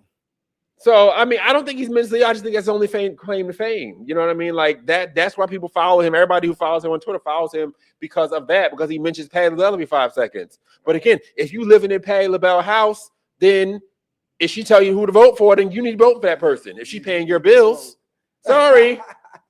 Again, hot take. I ain't supposed to say that. I'm supposed to be like, yeah, Trump all the way. But I pay for my own shit, so I can say Trump all the way. I don't live with nobody. Nobody pay for my shit. I don't got no Democrats paying for my shit. Yeah, go ahead.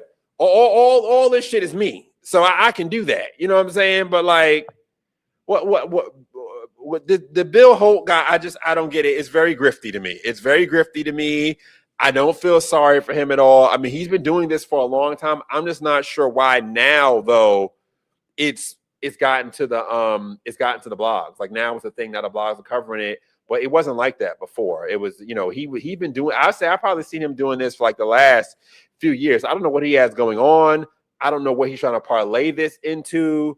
But I thought that was just like exceedingly freaking corny that he would be on some like, well, my aunt doesn't want me to talk about her. No, why would she want you to talk about her every 5 days? You have nothing else going on in your life. You don't have no wife, no kids, no nothing, no nothing going on with you at 60 that you can say is yours for you to be hanging on to this lady. Like, leave Mama Patty alone and go find a life of your own, sir. You are a grown up. You are 60-something years old, and you have no business living up in Patty's house, trying to tell her who she can and cannot vote for. Go get your own house and vote for who you want to vote for in your house. Patti LaBelle, West Philly's finest. West Philly's finest. Like, you will leave Mom Patty alone. Yeah. Come on. You know what I mean? He been getting fat off them cheese. What's it, the sweet potato pies? The pies are good. The Walmart pies are good. The Walmart and the peach cobbler's good too. I haven't tasted peach cobbler. The peach cobbler's good too. The peach cobbler's good. Pies come through in the clutch when you need a quick pie. Though. Right, when you don't feel like doing that joint yourself, exactly. Have her go and do that, and it's definitely. And I'm sure she's made crazy money off of that. So, yeah. I mean, look. As far as celebrities are concerned, I realize most celebrities are wokies, and I get it. But I would never do this. You know what I'm saying? Like, I know plenty of people that are liberal or whatever. I'm not gonna be on no like. If I had a family who was a liberal celebrity, I'm not gonna be like, well, they don't like me because I'm trying. It's just, especially at your age, you're not like a little kid. Like, you say, I'm Patti LaBelle nephew. Like, you 15, nigga, you 60. Right. You ain't nobody nephew at 60. You're grown, okay? Yeah. Like, come on, bro. Like, you a grown ass man. You growing roots, okay? You a grown as shit. Like, I don't understand how you talking about something like, oh, feel bad for me. Patty kicked me out at 53. Like, I think she's well within her rights to do so at that point. So, there's that. So I have another story here that is what's this one? We're going to talk about Master P. Okay. Master P did he did an interview with Forbes, and Master P, I don't know whether he watches the show. I think he may watch the show because Master P sounds a lot like me. And I'm like, Master P, have you watched the show? Are you a subscriber? And if you have not subscribed, you watch the show, like, share, subscribe, all those good things, such as Master P has, because clearly when you hear this clip, if you've been watching this show or following me at all, you'll be like, damn, Master P sound a lot like Benji, don't he? He sure do. So let's take a look at Master P's talking about here. Do it. Anybody. Nah. You don't have to be the smartest person in the world. You don't have to be a rocket scientist. You just got to have integrity and do good business. And these doors will open up for you. Building great relationships. And I think that's the biggest thing for me, trying to get that negative mindset out of our culture, because they still going back to, oh man, slavery, they did us this. And I'm like, you still harping on that, man. I never harped on that, because I can't change the past, but I can change the future. And I think you got to get used to us being successful. And I think a lot of us, we block our own blessings because we don't think that we could do it because we're looking at a color. So, I mean, Muhammad Ali was a guy that, and I loved like his story, because he didn't care about that. He just wanted to be around good people, but he did represent for the culture. Right. And I want more African-American owned tennis shoe companies. I don't want this just to be me. I want so many different product brands owned by us, but making it for everybody. Because think about it, when other cultures make products, they don't make it for them, they make it for everybody. And so I want that mindset of our people. If I could change that, that's the way we're going to bridge the wealth gap. I mean, a freaking man. I mean, these not all the things that I say. I watch the video. I'm just like, Master P, like, get out of my head, Master P.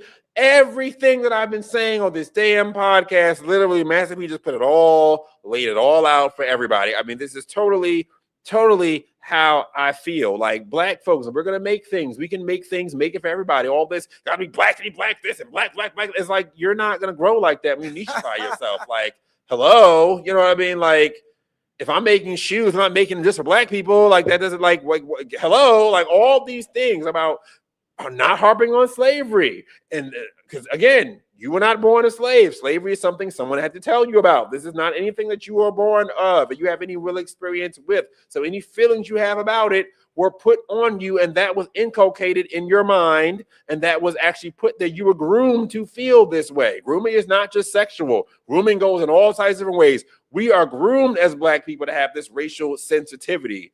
And it's like, for what? But at the end of the day, it's a big world out there, and the green don't care about color. The only color that matters is green. Green don't care about black. Green don't care about white. Green cares about green and more green. Yeah. So like this from Master P is amazing when I saw this. So it's like, so now Wokey, so is Master P a coon now too? Like, is he a coon? Like, is he a coon? Like, just let me know. Is he a coon? Because if he a coon, he a billionaire coon. I'll be a coon with Master P. You know, I ain't got a problem with that. So what you guys say about somebody out there calling him? Oh, you already know. You already know. Everything he said was facts. We need to, and you said this time and time again. He's like living in my head. Yeah, we need to get rid of that piece of our culture that glorifies the bullshit, that keeps that victim mentality in our mind. Like when he said slave, you still hung up on that. You said, I had one of my friends told me the other day, black men are traumatized from slavery. I'm like, I'm a black man. What are you talking about? I'm not traumatized from that shit. I'm traumatized from you telling me I'm traumatized about it. You know what I mean? Because that shit doesn't hold me back. It's everything that we do is a choice. A choice. We can either choose to be great or we can choose not to. It's still a choice. Choose to be a slave or choose to be free. And a lot of us are choosing slavery. They're choosing victimhood. And I think a lot of us choose the victimhood because it's easier to go out. It's like anything else. It's easier to say, well, I'm not going to win than it is to try and possibly lose. Right. Just say, fuck it, I'm just not going to try at all because I'm just going to lose. It's like when you have kids. So, you have a kid and y'all playing a game, y'all playing church, y'all playing something that's hard. Let's say the kid was good at it, but it's starting to get hard at a certain point. And they want to just throw, this is stupid. That's how black people are. That's how we are with America. America's stupid. It's racist. I ain't never going to be nothing. Fuck this. I'm just going to, it's like, you got to try though. You know what I'm saying? Like, yeah, shit's going to be hard, but the hard things are the things that are worth it in the end.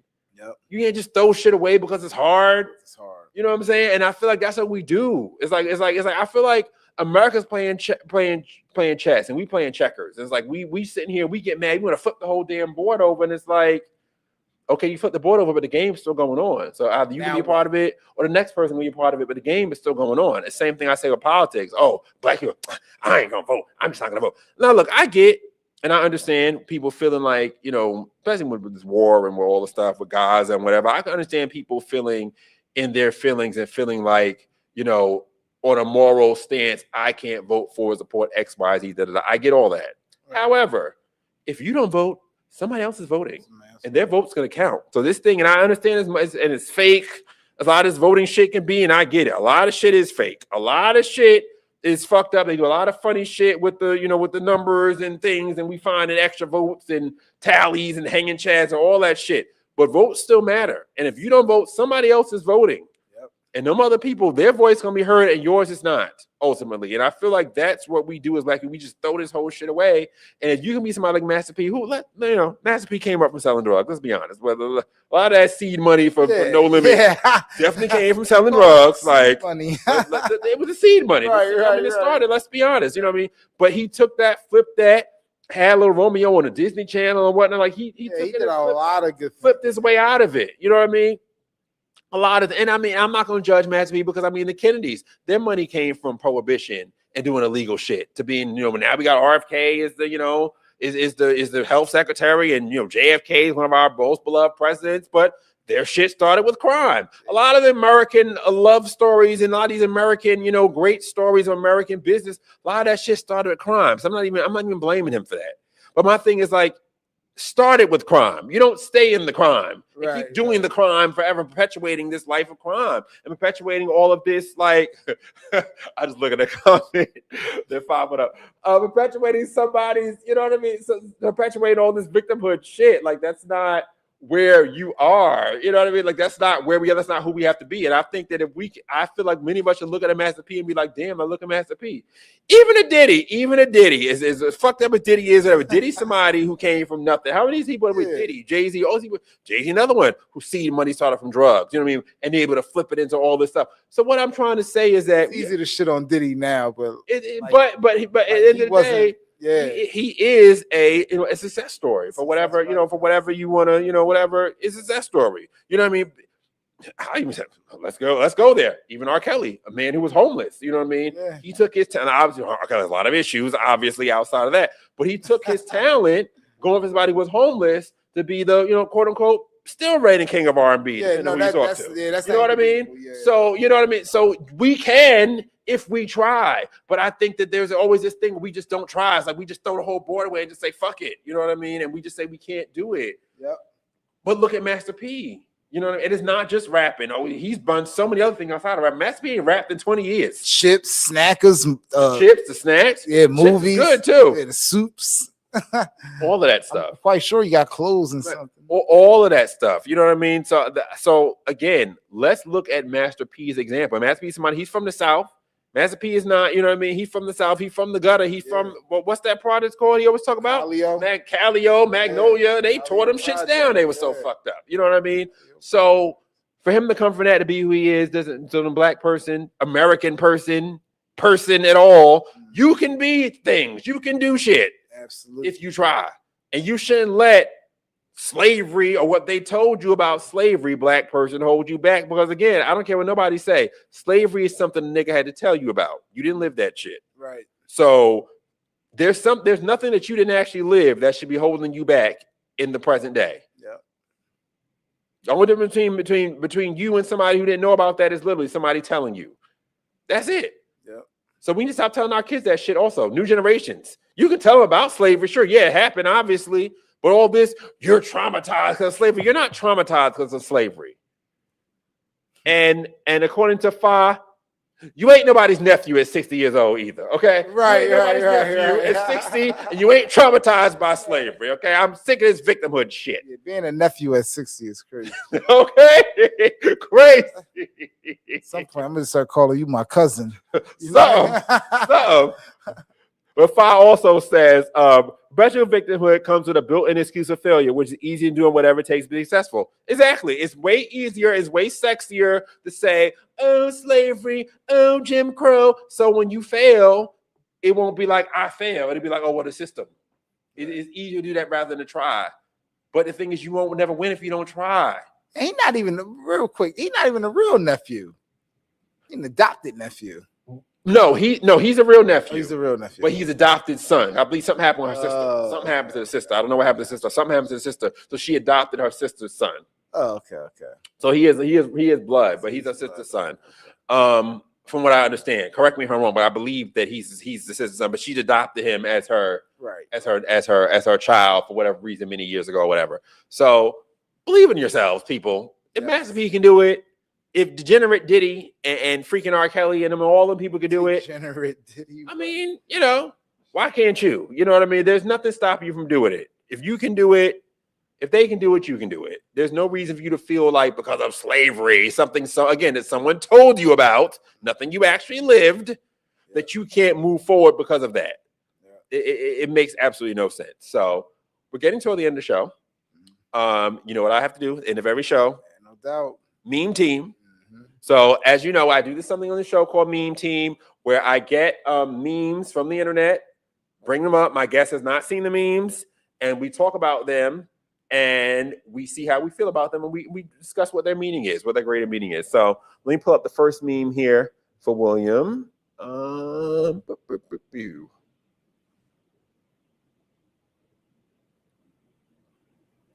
not even sure which one it is myself, which one I put up here. Okay, and I'll pull it up also here so you can see it on the screen.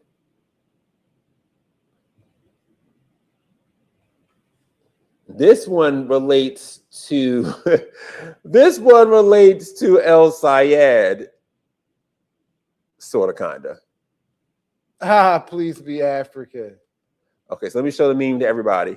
So there is a meme of there is a black man with an American flag shirt on standing up, and then there is an African man in African garb in front of him begging him to please be African. All righty. So what say you, William, on this? It's a strange thing because you have a lot of Africans, you have a lot of black people who want to be Africans so fucking bad. So bad. I know me myself. And shout out to all my Africans. I got love for my Nigerians and, Liberians and everybody else. Southwest Africa town. Shout out Southwest. Get an oil change if you up there. But, yeah, we not Africans. I'm not African. We so far removed from that. I'm American. I'm not so weak in the feel as though, America hasn't done anything for me. This is my country. And I think if a lot of black people grew up with that sense, some of us will be better. We don't even say the Pledge of Allegiance. Nope. We feel more included in slavery than we do as being Americans. We identify more as slave descendants than Americans, which is crazy. So yeah, this I've encountered this. I've encountered this online. I've encountered this in real life. And this is a real thing. And they like to tell you, you're not indigenous to that land, no, that bullshit. Africans be the first to tell you not African. Yeah. Funny to me. Right. Africans will tell you. Be the first to tell you. I bet they call it Akata, I believe is the name. Yeah, exactly. Like a derogatory name. Exactly. So we not African. We need to shed all that Dr. Umar Pan-African bull crap. Panhandling, that panhandling, Pan-African panhandler. Pan-African pan. Cash apps. He said it 3 times. Cash apps. Where's my cash app? Yeah. That's some funny stuff. Cash app. I feel the exact same way because I just feel like they're trying so hard. Even with we're going back to the video of in the beginning of the show with El Sayed, like, yeah, nigga, you African, and that's wonderful. What the fuck they gotta do with me? I'm not no fucking African. I'm an American. I was born in Brooklyn. Born and raised my whole life. I've always been very close to, and I've always held on to my American, especially becoming conservative. But even growing up, again, as I've told story 1,000 times, y'all know, my family was living in the land. We had since in the slavery down in South Carolina. So it's always been a situation. We always held ourselves up as Americans. It's not as something different, but it's like you have all these people that are trying to make Black people be like this whole other thing that we're like another thing. Like we're like, no, you're African. No, we're Americans. And we've actually been here, Black American descendants of slaves, longer than most of the white people. Like we are like super duper Americans. So I don't even understand this whole. I can say I know I do understand it. They're trying to separate us from our Americanness because they can use that to cover for illegals, and because you saw homegirl in the beginning with homegirl Angie, what's her name? Angie Nixon. Oh, with us. There's no us with us illegals. There's no us. Don't put me in a sentence with illegals. There's no us there. I'm not. ICE is not getting me. ICE is not. I will call fucking ICE on the illegal in a minute. Heartbeat. In a minute. In a heartbeat. In a minute. And all you and the rest of you smoke shops, don't think I forgot about you. I'm coming for you. I'm coming for you. we coming for you. How has that been going? I forgot to ask you about that. How has that been going? I forgot to ask my viral star about the We're about to actually drop a video probably sometime this week. There's a lot of smoke shops still up. We've asked questions of people behind the counters, got friendly with them. Videos. Videos. So like some James O'Keefe kind of like Nick Shirley kind of. Yes, and them admitting that they're Tyler Oliveira type shit. Undocumented immigrants. And dig this, there's a state representative who has, he gives out free food and he does all this, that, and the third. But right where his office is at is an illegal smoke shop, and someone was murdered inside of that smoke shop. Illegal weed, illegal gambling, and it's on the same block as his office. A state rep. Which one? Amen. Almond, yes. Almond Brown. Yep. I'm sorry, fancy Almond. Almond. And Almond from around my way. He's from West Philly. But I would see your signs. I'd be like, oh, amen. Oh, but it's amen. Amen. Yeah. So I'm actually going to his office this week to go talk to him and ask him, how are you allowing this illegal smoke shop with this illegal gambling where people are literally being murdered inside of this establishment down the street from your office? How do you think that's going to go? I don't know. It's the same way I'm about to ask Kenyatta Johnson, how are you being extorted for real estate projects and construction projects and literally giving these projects to people who committed murders, kidnapping, sex trafficking, drug trafficking, all in the city of Philadelphia, documented, convicted murderers. And he's literally bypassing the laws. He's violating federal, state, and local laws, not even sending these projects to bid. He's giving it right to these people who are, I believe, they're extorting them. And Kenyatta is the city council president, right? Yes, the city council president. Don't trust it. You can't never trust a nigga with a chick name. Who was literally up for indictment a few years ago, but here we are. A couple years later, these construction projects and these real estate in this city-owned or city-managed real estate, none of this stuff which is supposed to be going to bid, it's bypassing the bid and being placed in the hand of these murderers, these people who've committed murders in the Black neighborhood. We're talking dozens, not one, not two. We're talking about someone who orchestrated dozens of these murders, and he's just handing them over to them. Oh, wow. Yeah. Crazy. Well, you definitely want to keep us abreast of that as that situation goes. That's crazy. Absolutely. Wow. Well, they're going to want to fight you. Yeah. They're probably going to do a little bit more than fight me. They're going to want to do a little bit more. Oh, wow. That's they're going to want to do a little bit more. You were speaking of the Pledge of Allegiance before. Do you still know the Pledge of Allegiance? Do you remember it? Yeah, absolutely. Let's do it right quick. Let's do it. When I was a kid, so I grew up, I'm born in Brooklyn, but I grew up briefly in Queens, and I went to my elementary school, PS 147, Ronald McNair Elementary School, which is named after a Black astronaut, but I believe he died in one of the things, but Ronald McNair Elementary School in Queens, Cambridge Heights, Queens, and we used to do this Pledge of Allegiance every morning. I don't know when the Pledge of Allegiance stopped. When I went to, because I was there at that school, kindergarten, first grade. I mean, we did it kindergarten, first grade. And I'm trying to think when I moved to Brooklyn, we moved to Brooklyn and I went to PS 346. Did we do it at 346? And I don't remember it after, because first grade was, I remember it. I don't remember it after the first grade. I don't know when it stopped. Right. But I don't know what year, what year was that? I think I stopped doing it no more. Yeah, I think I stopped doing it in middle school sometimes. So maybe like we used to do it every morning. We would go, the flag would be in the classroom. All the kids would stand up. You went that long doing it? 99? Yeah, I went to high school in 2002.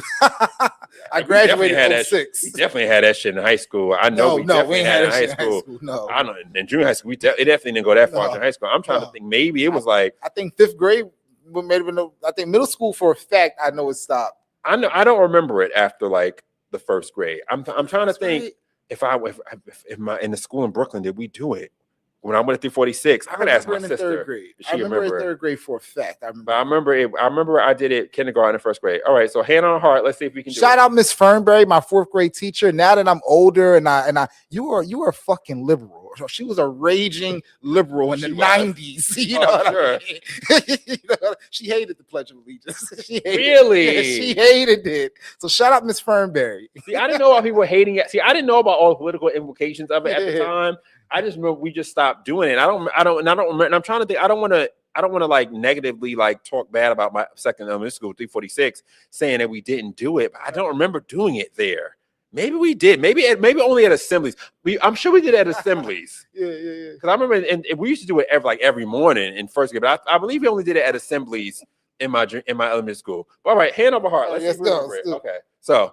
I pledge allegiance to the flag of the United States of America and to the republic for which it stands, one nation, under God, indivisible, with liberty and justice for all. Yeah, I'm teaching my kids that. Absolutely. My kids are gonna know that. Absolutely. Too bad we didn't have a flag could actually do it too. But it's I'm gonna call my sister lady, be like, you remember the Pledge of Allegiance? Do you remember that? Like, because that was like a total. It's so thing. short. Why would you take it out to school? It's not like it takes 10 seconds. Because think about it. If America is a horrible, racist, terrible country that doesn't let in illegals or whatever, why would they want us to have pride in our country, especially as Black people? Why would they want us to have that? Absolutely. Then you'll turn South Republican or something. Oh my God! Like no, like they want socialism. So if you want socialism, you can't believe and have pride in this country. What are you, crazy? We need governors and mayors that are going to put that back in the schools so that the children know that they have to grow up in a nation that is America first, and to know what their nation is, and to know what this is. Because I think that it's like. These kids are like, they just think that we just kind of hear. They look at social media, America's like a thing, a bunch of old white people run it, and they want to do bad things to us. And it's like, that's just a narrative that you're kind of stuck with, not knowing like anything about this country, you know what I mean? Or any of the good that comes to America. And the fact that everybody and mom is trying to get to this bitch. Clearly, a lot of good things happening here. Clearly, a lot of opportunity here. This is the only country where you can come from, being a Master P in the Magnolia Projects, to be in a billionaire. Where else is that happening? That ain't happening in Burkina Faso. That's happening in Mauritania. That's not happening in India. It ain't happening in China. That's not happening nowhere else. You know what I mean? Like, no, absolutely. That's something to be grateful, something to be happy about. It's something to be grateful for, you think, right? So there you go. All right, so let's do the last meme. Let me add the last meme. Ain't happening in Bangladesh. It sure as fuck ain't. Nina Ahmad, City Council for Philadelphia. Sure as fuck ain't. She know it ain't happening in Bangladesh. That's why she came here. And they always do. They want to come here and they want to talk shit. Okay, so we'll have our last meme. Let's see what this one is. Let me add this. Hold up. Please be African. I can hear the accent and everything. Be African. Why are you not African? That looked like a Dr. Umar type dude. My educated Black brother. From the shores of Trump's actual. So we have discussed the meme here to describe it. We have a meme here where it says Trump's promises next to a picture of the beautiful Sydney Sweeney. And I just started watching Euphoria last night. They got the new season. I know I'm late.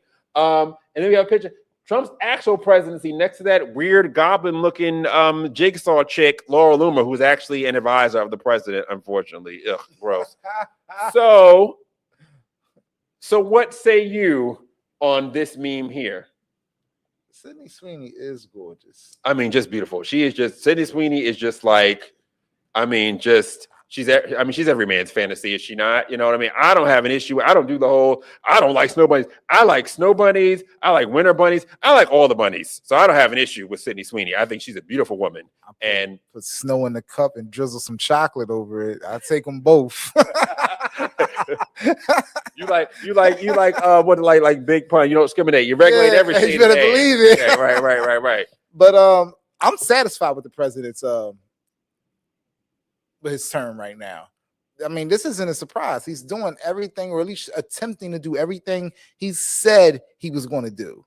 I mean, most people looking at it like, oh, they want him to come with a flag and run through the streets of New York and liberate all black people. Said, let's go, jump in the car. Where everything the president said he's going to do, he's doing it. I'm satisfied. I mean, when it comes to my quality of life and bettering my quality of life, the president is responsible for that. On a large scale, federally, internationally, he does things. My quality of life is with my governor, my mayor, my city council, the people that are directly affecting me. Absolutely. And you see it, I'm trying to get their asses out right now. But as far as President Trump's his term, I'm satisfied with it.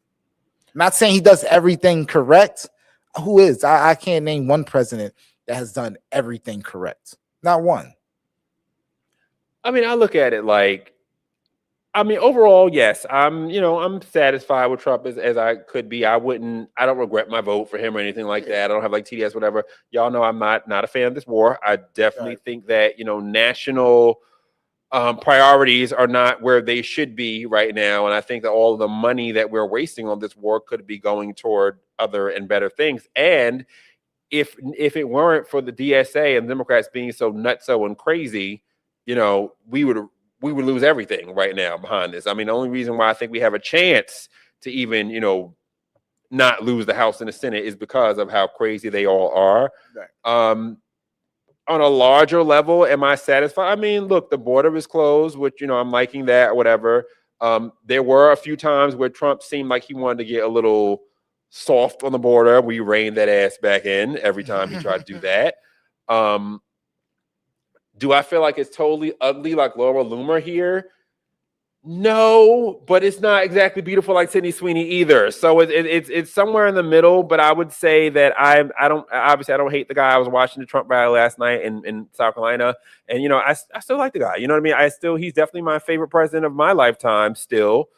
But I think there are some things that could be improved. A lot of it has to do a lot of it with the foreign policy and this war thing. And it was a total shock to me of a person who supported Trump, from the beginning, that he would even go down this direction, because it would just never. And I mean, you have all the excuses, and Iran was fighting us in 47 years, and we can't. I get all that or whatever. But again, we didn't elect a neocon, and a big part of Trump's being elected was the fact that we didn't want any more new wars. You know what I mean? He was going to be someone who was going to come in and do something totally different than the status quo. The status quo, because every president started wars. You know what I mean? Everybody, Obama on back, they've all started doing all this stuff. So we thought that with Trump coming in, him being a billionaire, having his own money, it would be something a little bit different. And it wasn't quite that. So I can understand why people are upset. And a lot of people are saying that the tariffs didn't really produce, what they thought, that they would financially.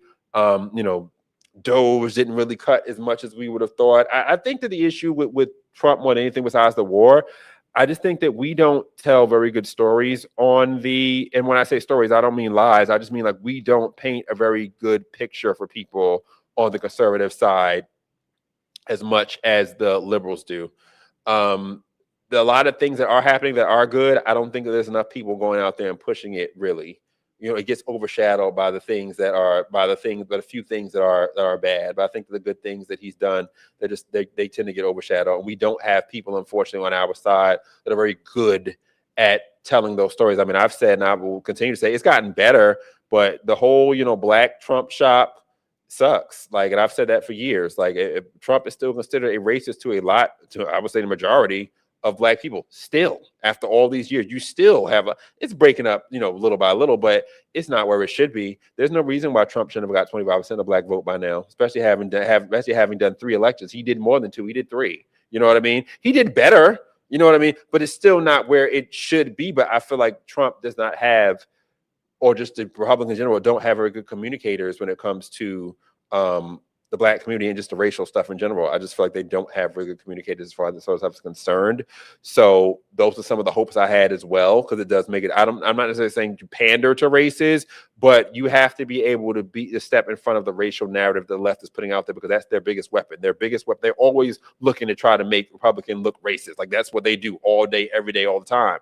And like I told Laura Trump, they don't like black Republicans, right? Exactly, because we killed that for them. Which is why I told Laura Trump all those years ago when I had a meeting with her, like, the biggest thing we should be concentrating on is trying to corral and understand, you know, black voters and have like our messaging out so we can counteract, you know, the Democrat messaging, because that's their strongest weapon against Trump. But I mean, I don't want to say it's full ugly loomer, but it's just, again, it's not quite all of what was promised. And a lot of things, the war, I didn't realize how big a thing the war was until it happened. You know what I mean? Because it was kind of one of those things. Was like my big thing for Trump was immigration. You know, immigration was like, that's my still number one tippy top issue with Trump. And the war was kind of like, no wars. I kind of think, yeah, Trump no wars. I mean, why would he not do it? But having the war, having dealt with the gas, and yes, the gas prices are not as high as they wanted to buy, and I understand that, but they're still not as low as they could be. It's $3.88 last time I checked. But we were almost at damn near $2. You know what I mean? Like it got down real low. You know what I mean? And we could have kept it that way if you would just kick the can down the aisle. I mean, kick the can on the road. There's a reason why people kick cans down the road. You know what I mean? Trump's going to solve this. I mean, I hope so. You know, I hope so. But we've gone back and forth. I don't solve it. I mean, I don't really even cover the war at this point because who knows what the fuck going on with the war? One day the war is this, one day it's that. You never know what the hell's going on. So I don't even really cover the war like that. But you know, I'm somewhat disappointed in Trump. I don't hate the guy. I still, you know, support the guy. Anything I can do to, you know, help him or whatever. I don't want to see him impeached. I don't want to see him remove from office. Anything like that. Nothing like that. But I can't lie and say that this is all it's cracked up to be either. You know, and I wish things were better. I do wish things were better. Hopefully they get better. Hopefully we can squeak out some sort of like win through these midterms. It's not a total slaughter, bloodbath. Hopefully to God, because again, I think we're going to keep the Senate. Thank God. But even if we lose the House, they're going to impeach him. They're going to impeach him. They're going to investigate his family. It's going to be a whole fucking mess. And we're going to do nothing is going to get done. And that's the thing that makes me so upset more about the war. Not even so much about the war itself, because I've never been a free Palestine person. I'm just kind of like, whatever. I'm very, you know, agnostic. It's not America, so I really don't care. But the things that will affect America, this is going to have reverberations down the party line, down the ticket. And these are the things that I keep saying that I'm just the most concerned about. So I don't hate the guy, but Trump, I do need you to get tighten this shit up a little bit, for real. Like tighten it up. Yeah. Because, you know, it's going to affect you as you're going to go, as I'm hoping that you're going to run in 2028 again, to beat that Rob weirdo person, you know, DSA Rob out there, whatever. Yeah, that's what we're going to call him, DSA Rob. DSA Rob, right. And we need people that are, you know, that are strong enough to beat them, but we also have to have people that are actually willing to go out to the polls that aren't demoralized and disappointed by Trump not keeping his promises. Right, exactly. You know what I'm saying? Because if I hear Iran can have a nuclear weapon one more time, I'm gonna fucking throw up. Like I don't like no one gives a shit. Nobody cares about that shit. If you're outside of Washington, no one cares about that shit for real. So you know, so there's that. So we hope for the best of that. And with that, we've come to the end of the show, you guys. So before we go, William, any shout outs, anything you want anybody to know, anywhere anybody should be following you, any new events coming up? Yeah, you know, follow me on all platforms, William Small and everything from Twitch to YouTube, IG, you know, X. Shout out Flip Philly Red. Follow Flip Philly Red on all platforms. Also, we have a couple events coming up. We also, if you know anybody in the Philadelphia area, we got a free fall baseball league for 5-year-olds to 15-year-olds starting next week. So if you guys are interested in that, just send me a DM, and that's it right now. All right, black folks playing baseball. That's shit I don't know a damn thing about. My sister told me she went to a baseball game. I was like, so you about to cooking casseroles and shit, huh? I don't know shit about no damn. That's some shit I don't know a damn thing about. Especially you from New York too. Well, I mean, baseball is a big thing. You know, that's what I'm saying. Yeah. Like I remember in 8th grade, I got free tickets to a Mets game. Or whatever. We went with my family. We ended up leaving because that shit was boring after a while. Like you know, niggas like basketball. Okay, let's just be honest. I mean, I'm gonna do a sport. Basketball's got some shit moving around. This shit, baseball, boring as shit. I just don't. I'm not really into football either. For y'all, Also the atmosphere, the experience with baseball. You know, the hot dogs and you know, the mascots and it's an experience. Take me out to the ball game. Fuck that. I'll be a foul ball or home. I'll be home smoking a blunt watching basketball. Thank you very much. If we're gonna do a sport, that's be what. Even football. Football. You know what it's about football? It's not enough points for me. You know what I mean? Like it's like football. You had a whole game. When I say for 3 hours, the score is 7-0. What the fuck we been sitting here for 3 hours for? Like, you know what I mean? Like, what the fuck? So to get like 7 points, this whole shit. Yeah, you definitely a basketball dude. Basketball. I need some movement. You gotta keep me interested. Right. Going. Like I can't get into y'all niggas ain't did shit. These basketball, y'all done did something. Basketball be like 100 to 85. Like we done did some. We made points on the board. Some shit happened. You know what I mean? Right. No, absolutely. Baseball and shit. They mad little was a third base and the bat. Y'all niggas run. It's way too complicated. Basketball way simpler. Niggas run around doing shit. It's just a much more, you know, it's a much more extravagant kind of game. It's much more my. I'm gonna watch some shit. It's gonna be basketball. Probably more like it's probably gonna be basketball. You know what I mean? I might take a date on basketball game. We're thinking about going to one. You know, the Sixers, LeBron, and all that. Oh God, not his ass is here. That's the other thing. Like, why he had a break? But you know what's funny? Watch him come here. Watch him come here and suck. He gonna come here and suck. No, don't say Watch that. him come here and fucking suck. That's how they build niggas up so much. Because what is he like 85? This nigga been playing for like 25. He old as shit. He his own son fucking. But how you and your son both playing? Nigga, you old. Sit your ass down. Second son about to come to the league. He too old to be a nephew. He too old to be a nephew. He another one. You too, LeBron. Sit your ass down. Actually, his son just left Arizona University. Now he's over up here in Villanova. That's what I'm saying. Like, come on, bro. Like, it's just like, come on. So I feel like a lot because you know, it's like remember when Michael Jordan went to go play baseball and it was just like, what are you doing, Michael Jordan? Like, what are you doing? I feel like he's gonna come because they hype it up so much. I feel he's gonna come here and then fucking suck and then decide, all right, I'm gonna retire. You know what I mean? Like, there's no point in coming here and not busting it out. You know what I mean? It'd be crazy if he retired and announced he wanted to play football. They would absolutely let him play do football. They say in high school he was pretty good. Can tall niggas really play football well? I feel like football ain't for tall niggas like that. Somebody like him, yeah, like Really? wide receiver, go out there, catch passes. Like, Okay. he'd actually probably be good at that. But he's too old for that shit too. He's too old. One hit, he get that CTE, he done. He done. So, like another one, like I need y'all to retire and wrap it up and let some of the young people get it. Like, why are you even trying to play at this point? I feel like he's gonna come here and he's probably gonna suck only because they've been hyping up so much. Going you know back to what I'm the saying? split. If he kills it this year, we going back. I hope he do. I'm gonna For make Philadelphia's sake. I hope he does. Like a edit, and I'm gonna have somebody do it with like a song in the background. And have you like I mean, look. I mean, I'm obviously politically, I'm no fan of LeBron. Obviously, he's always like, he's always been very, anti-Trump, whatever, anti-Trump, anti-Mag, whatever. But Trump hates him. Yeah, he's gonna come here and with the whole thing. Michael Jordan, I agree with Trump. Michael Jordan is the GOAT. Like, fuck out of here. LeBron's not no fucking GOAT on Michael Jordan. Get the fuck out of here. Like, y'all niggas out y'all goddamn mind. Yeah. It's crazy. I lived Michael Jordan in middle school. Like, y'all out y'all mind. This nigga will never. Trump said I like Michael Jordan better. Yeah, because Michael Jordan is that nigga. And LeBron James can't even shine Michael Jordan's shoes. Get the fuck out of here. Get the fuck out of here. Aura of the 90s. That's what I'm saying. Like, it was unbeatable. I lived that shit. The three Mikes, Jordan, Jackson, and Tyson. Period. You not beating none of them. And I lived through all things. I feel so bad for these young people. These young people, what they have to live with now. We got LeBron, Floyd, and Chris Brown. That's Michael Jackson, I think. Chris Brown. I don't think. Clearly, we had it better back in the day. Clearly. Nothing against some people. But they're not touching the originals. Sorry, they're not. They're not touching the originals. I feel bad for these kids because it's like the Michael Jackson. Like, there was a time in the 90s where you had Michael Jackson, Janet Jackson, Whitney, Madonna, Mariah, all on the radio at the same fucking time. That will never happen again. We will never have legends like that again. The music doesn't have even having Shaka, Patti, you know what I mean? People like that, Aretha Franklin, all that. We had all that in the 90s. All that was on the radio. Along with the Michael, the Janet, whatever, even down to like Britney and Justin, is never going to be that way for these kids. I feel so bad for them. What they have today fucking sucks. And did you hear that on Spotify, catalog music, meaning music older than 18 months, gets more plays than the new music? That's crazy. Because nobody gives a fuck about this new shit because it's whack. Everything new today is garbage for the most part. It's garbage. Or they're doing 90s ripoffs or 90s reboots or whatever. You say you're doing a reboot of a different world, they get nothing new now because everything new today sucks.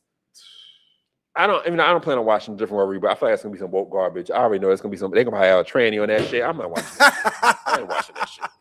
I don't want them to ruin my memories of a good show. Yeah. Have some woke bitch on there. It's gonna be some. It's gonna be. I already know it's gonna be some woke shit. I'm good. Like I ain't watching that shit. That movie they just made, where the tranny is playing Achilles.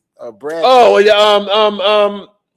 Jesus, the Homer movie. Not the Iliad. The other one, the Odyssey. Yeah, Odyssey. And black girl playing Helena Troy. They always got to do this shit. Talk about inclusion. This shit is fucked. They always got to do this wild shit. They always got to do this wild shit. It always got to be some shit like that. And they do it to get people talking, obviously, and to get people because Lupita. Come on, Lupita is the Helena Troy, really? Right. Like Helena Troy is supposed to be a white lady. Like let's just right. real about the shit. You know what I mean? Right. Okay, like we had when you was on before. Would they like it if Sydney Sweeney with all them titties was playing Harriet Tubman? No. Niggas wouldn't like that. Or Clint Eastwood playing Malcolm X or something like niggas wouldn't like that. No. So can we be somewhat historically accurate, please? You know what I mean? I understand. And I get Hamilton and shit like that. Probably like an urban where I get that. But some of these things they do, they just don't make no damn sense. And I just feel bad for these kids today. But you know what is good today? This motherfucking podcast. And I am so glad that you have taken the time out to watch today. So on Tuesday, I gotta apologize. Yes, it's Tuesday. I'm so sorry, y'all. We didn't have Hood Conservative on Tuesday because it was me. It wasn't Laverne. It wasn't Trevian. It was me because I was called for work, because I work a regular job. I don't do this for money or anything like that. I just do this because, for free. But I ain't even monetizing this bitch or nothing like that. But I got called to go out of town to work and I couldn't get back in time to do the show on Tuesday. We tried to do one for Wednesday. I was still out of town Wednesday. So that's why we didn't have a show this week. So I do want to apologize to you guys for that. I try to be on top of that stuff. But Tuesday, Hood Conservative, Tuesday at 2. We're back here for this show on Saturday. Next week, I believe Foss said he wants to come on next week. So I'll be here next week or whatever, next Saturday. And whomever else will come. Who knows what's happening throughout the week. But Tuesday will be a regular Hood Conservative show on Tuesday at 2. So my apologies again for not having a show last week. It was because I wasn't there and they can't do the show without me. I'm a producer. I do all the technical stuff, whatever. They just, Queen, the Queens, Queen Laverne and Queen Trevian, they just come in, they come in, they talk their shit. I got to do all the actual technicals and the clips and making all that other stuff happen or whatever. So how lovely is it if you were to just walk into some shit and not have to worry about the technicals in the background. I remember that's how I used to be when I used to do the cable news shit. I still do the cable news shit, but that's what cable news is lovely. Because you walk in, you have to worry about all this shit. You get your little notes together. Everything's all done for you. Lights, camera, action. Sit your ass down, talk your shit, and get the fuck out. But not quite that when you're producing the show and having to do everything. So, so there's that. So I will see you guys on Tuesday. Thank you so much for watching today. Appreciate you. Appreciate all almost 1,000 of you guys watching. Thank you so much. Have a great day. Check out all the clips. Follow me on everything. I'm Benj Irby. That's Benj Irby on absolutely everything. Follow me on all the stuff. And I will see you guys next time, and I'll see you this week, Tuesday. Have a good one, and we are out.